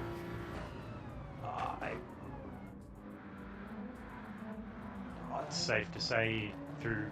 Oh, am I going to call that turn 2? I'm going to call that turn 2. I'm just going to ignore that little chicane in the road like I ignore the one at Red Bull. That one's A turn little 2. fricku frocku. Yes. We'll not call it that because it doesn't have that for a name. I don't like acknowledging a slight curve in the road as a corner. Stickers is looking good here. He's within slipstream range. He has. He's cut that down 0.2 since the start of the lap. Here we go. Stickers is on. Look at this. He'll be within half a second by the time they get to turn 1 at this rate.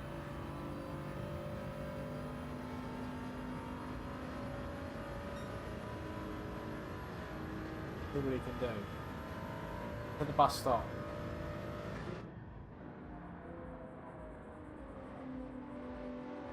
Goes. Good run for Stickers. That's great. They'll be happy with that. Great exit. Better exit than Old Wakey in front. Old Wakey's going to be feeling the pressure now. This is the battle for P2. Lenosis is gone with the wind. But Stickers and Wakey are still going to battle it out for the second spot on the podium. Like, no one to worry about behind them either. DP Mario's 10 seconds back. Gap's down to 5/10. They both make it through turn 1 nicely this time.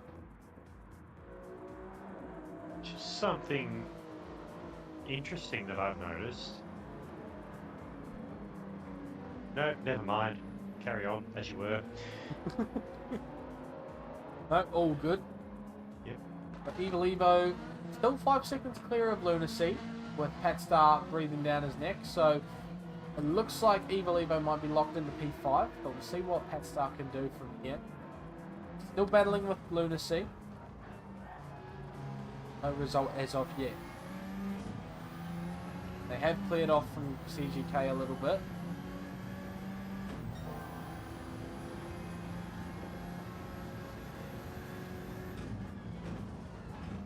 It's good to see Dadson inside the top 10 at this point in time.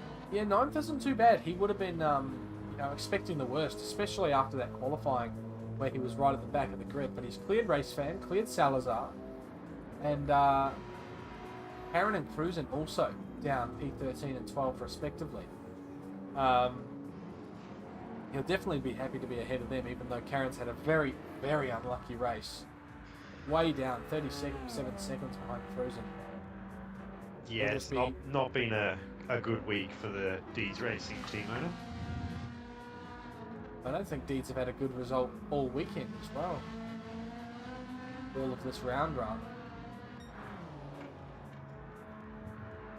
I know Cruisin loves the Ferrari, but I'm not sure if he loves the Ferrari at this track, so he might just be glad to get this round over and done with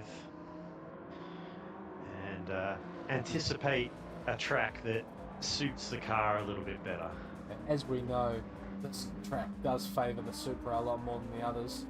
Speaking of the others, DP Mario and P4 still holding on to that 4th spot on the one-stop strategy ahead of Evil Evo.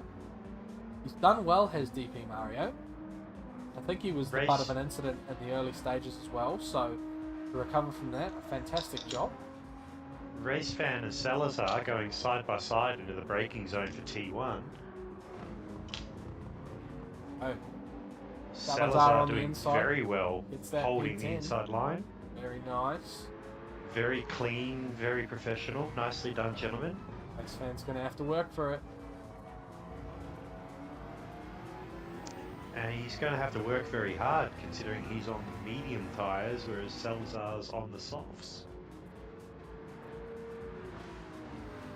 I think he might have a straight line speed advantage once they do get out onto the oval, but we'll see what happens. I'm going to jump up with Pat Star and Lunacy again. Pat Star's got the better of the Ferrari driver.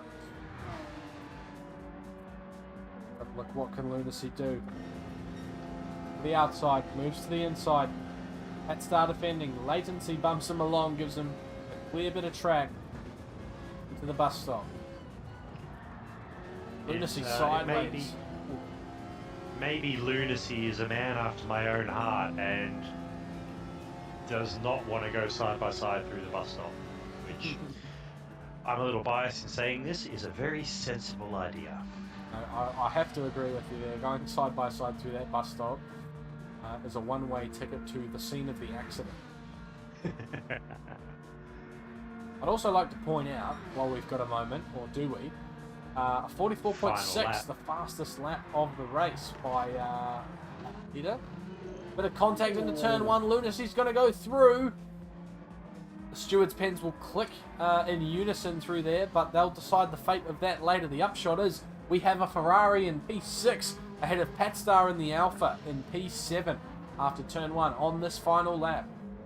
Lenosis leads by 9 seconds over Old Wakey, 8/10 clear of stickers as they come onto the oval for one of the final times before the bus stop. Sticker's got a better run there as well. He's chasing him down. DP Mario P4 on the one stop. Safe where he is. Evil Evo in the Alfa Romeo. P5 to Lunacy. Ahead of Pat Star after that audacious move into turn one. But he goes wide on the exit on the entry back onto the oval, and that might be a better exit for Pat Star. There it is. Can he go for a move? Into the bus stop. He's got to run. Oh, just quietly, Stickers is right on Old Wakey's bumper bar coming around. Oh my goodness, it's happening faster than we can call it. Old Wakey, Stickers to the line. Lenosis is going to take the win. Flash of the lights as they come across. Stickers is going to go for the move on Old Wakey around the outside. He's going to run on him, and he's going to get P2 to the line. This is beautiful. So, what a run from Stickers. He's absolutely destroyed it. Wakey ran out of fuel with about 50 meters to go. Oh, no way. Who would have thought? And DP Mario on the one stop, P4. Evil Evo comes across P5 with clear air either side. Pat Star's got a Lunacy breathing down his neck, but he's not going to have enough pace to the line to get by. The Alpha takes P6 and Lunacy P7. Crazy good kung fu in the Porsche for ISA Esports take P8. Dadson in P9. Not the greatest result, but also not the worst, and he can be happy with that one. Coming across the line in P9 in the Mercedes AMG GT3. Salazar Black in the Porsche, followed closely by Racefan and CP Motorsports McLaren. Cruising in the Ferrari. P12. A dejected P12 in the Ferrari as well. Not the race that he would have wanted. Not the race that the Ferrari should have had. And the Deeds entry in the Subaru BRZ comes through the bus stop for the final time after a disastrous incident on lap 1, and we knew, of course, this car was struggling for competitiveness around Daytona. Will come to the line on the final lap for Deeds Racing. Team owner Brent won't be happy with that, and I'm sure there'll be a stewards report filed for the first lap. But P13 is the result on track as it is, and across the line he will come.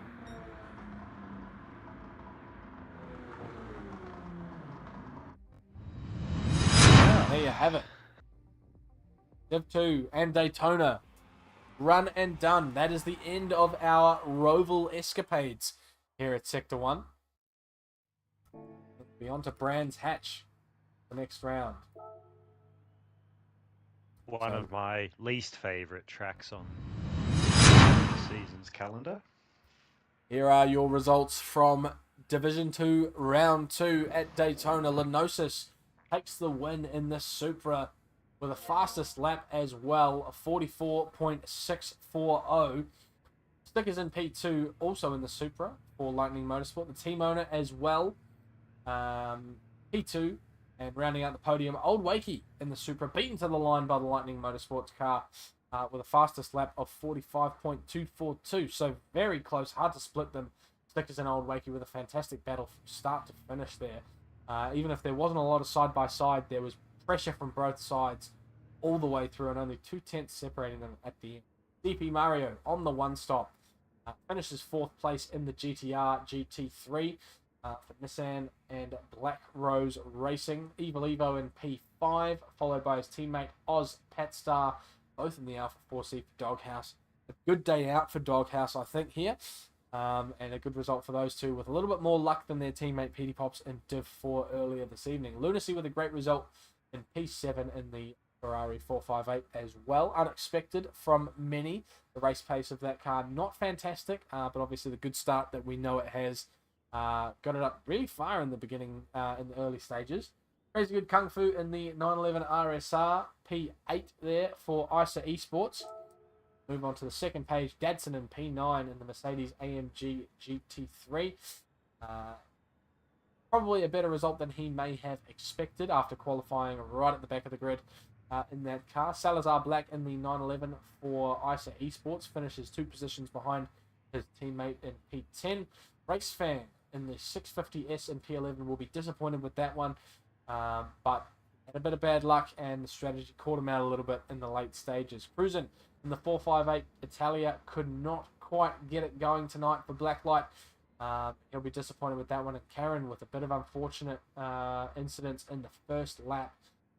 Rounds the grid out in P13 in the BRZ, although in the grand scheme of things it's possible that that car may not have been capable of much more than that anyway. So every cloud has a silver lining for that one, but that is the results as they sit. So your podium sits as thus: Lenosis, Stickers, and Old Wakey on the top 3 steps, 3 Supras right at the top. So get your drivers of the day in the chat if you are watching. Let us know who you think had the best race out of the lot. I'd be inclined to say DP Mario on his one stop. He did have a great race, but Lunacy as well, probably in a good spot to take that as well. What do you think, Carbonboy? Well, going by the chat, and especially something my team owner has pointed out in the chat, pole position, fastest lap, and the race win. Driver of the day nomination to Lenosis. Unfortunately for him, he's my teammate. I cannot be that biased. I can't argue with that logic, though. He's being penalised by my not wanting to be biased, and I'm going to give my driver of the day, the Womble, nomination to the guy who ran the alternate strategy in the non-OP car, DP Mario. Made the one-stop work. Didn't quite get onto the podium, but hard to compete with those Toyotas. A fairly decent result, all things considered. He's done very well there. Cleared the Alphas and got himself a 4th position. And good points for Black Rose as well. I'd have to say Lenosis as well was 1 step away from being a Grand Slam victory. Unfortunately, because of the strategy he ran, he did not lead every lap. But, like you say, pole position, fastest lap, and race win. You know, that's not a Womble award. That's a put me in Div 1 award. That is right there. I think he's done a fantastic job in this race, and definitely will be in the conversation for Division 1. But yeah, votes in the chat. Driver of the day, all the mums out there, says Petey Pops. Now that's a good call. It is a very happy Mother's Day to all the mothers out there. And I will now actually hand us over to someone who has just joined the lobby. Joined us in the comms room. I hope you grabbed a warm beer from the fridge on your way in, Brent. But welcome to the office. Hi. Yeah, I'm not going to have a beer after that one. I'm just going to get down to work and get ready for Brand's next round. Yeah, that was a complete write-off. But anyway, we've got more important things to deal with right now, and that's our special little PSN giveaway. I don't know if you can see, but I've opened up the little window with the wheel on it. It'll be just in the Discord, in the secret special admin chat thingy-majiggy. Adam, I don't know if you can see Yep, that. Yes. I'm having a look at it. I'm trying to figure out how to make it go full screen, but I cannot quite do it. Oh, should be able to. So I'm not sure. I've shared the screen anyway. Yep, I can see the screen. I'm just trying to figure out how to make it go full screen. I cannot. Anyway, while we're there, whew, what a race. Yeah, Lenosius from the get-go was like, oh, I can drop a 44, and yeah, he did. Definitely did it in the race as well, which is a fantastic effort. Just, yeah, looked a class above all race, but the next round should be a lot more competitive, and a lot of the lighter, more nimbler cars are going to enjoy the next round that we have at Brands Hatch. Carbonboy, have you got any thoughts on that one? On the next round, please let it be over. I think that about sums up my feelings towards Brands Hatch. Yeah, I know you don't like it. It's a good track. I'm not saying it's a terrible track. Like, it is a good racetrack. It's not one that I gel with very well at all. True. Yeah. I think one of the tracks that I do think is absolutely fantastic is Brands Hatch, and it's going to give a lot of these cars that don't race as hard in the power circuits a real kick in the backside, to say the least, and especially the likes of the Alphas and the Toyota 86, the guys that are all running in those cars, they're going to be up and about, and with the how much tire usage the track takes, just because it's such a tight, twisty circuit, the Supras might be at a bit more of a disadvantage here, if anything. Another car that will be interesting to keep out on is the Porsches from the ICER Esports crew. Looking very forward to seeing how the Cayman handles Brands Hatch. And, of course, you can't rule out the Ferraris of Blacklight. They're light on their feet, nimble.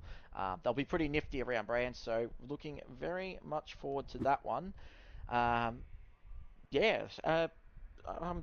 ready to get this one underway. So what we've got is our I've got a wheel of fortune, as I'd like to call it, for our 500 sub giveaway. It is a very, very fantastic little thing. We've got people to like our Facebook page, subscribe to our YouTube, that sort of stuff, and invite a friend and or tag a friend in the official Facebook post that's pinned, of course. $50 PSN voucher up for grabs for anybody that entered, and we've got a fair few names, which is really, really good. So the guys that we've got, I think I can see it on the stream now, Adam. Yep, it's all ready to rock and roll. Yep, so, yeah, it doesn't look as big because Discord doing Discord things, that's okay.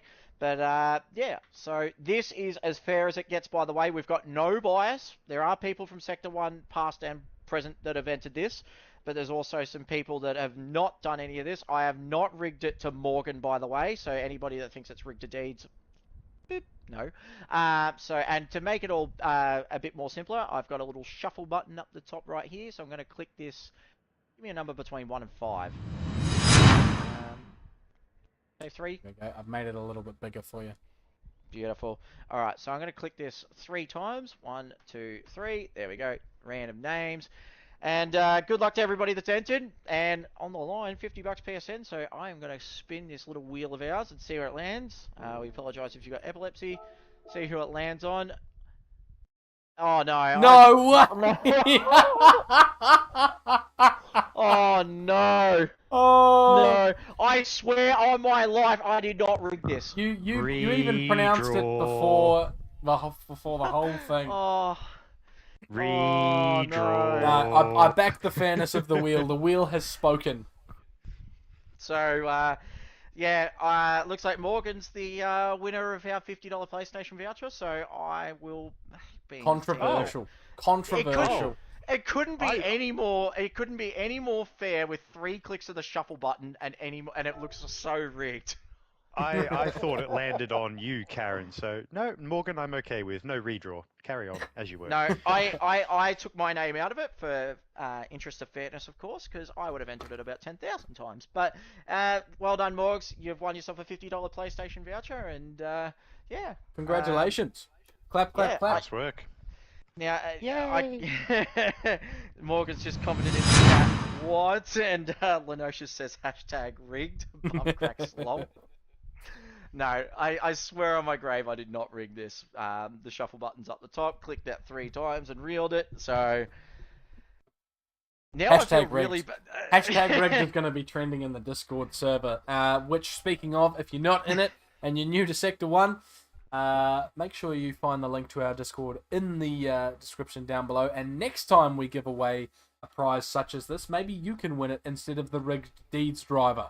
Oh God! It's not rigged. but that's us for tonight. Thank you all very much for watching. I hope you've all enjoyed the racing action that we had for you today from Div 4 and Div 2. But that is us signing off for the evening. So thank you very much from myself, from Muffin, from Carbonboy, and from Brent. Congratulations to Morgan, and we will see you all again for Brands Hatch in but a week's time. Goodbye. Bye.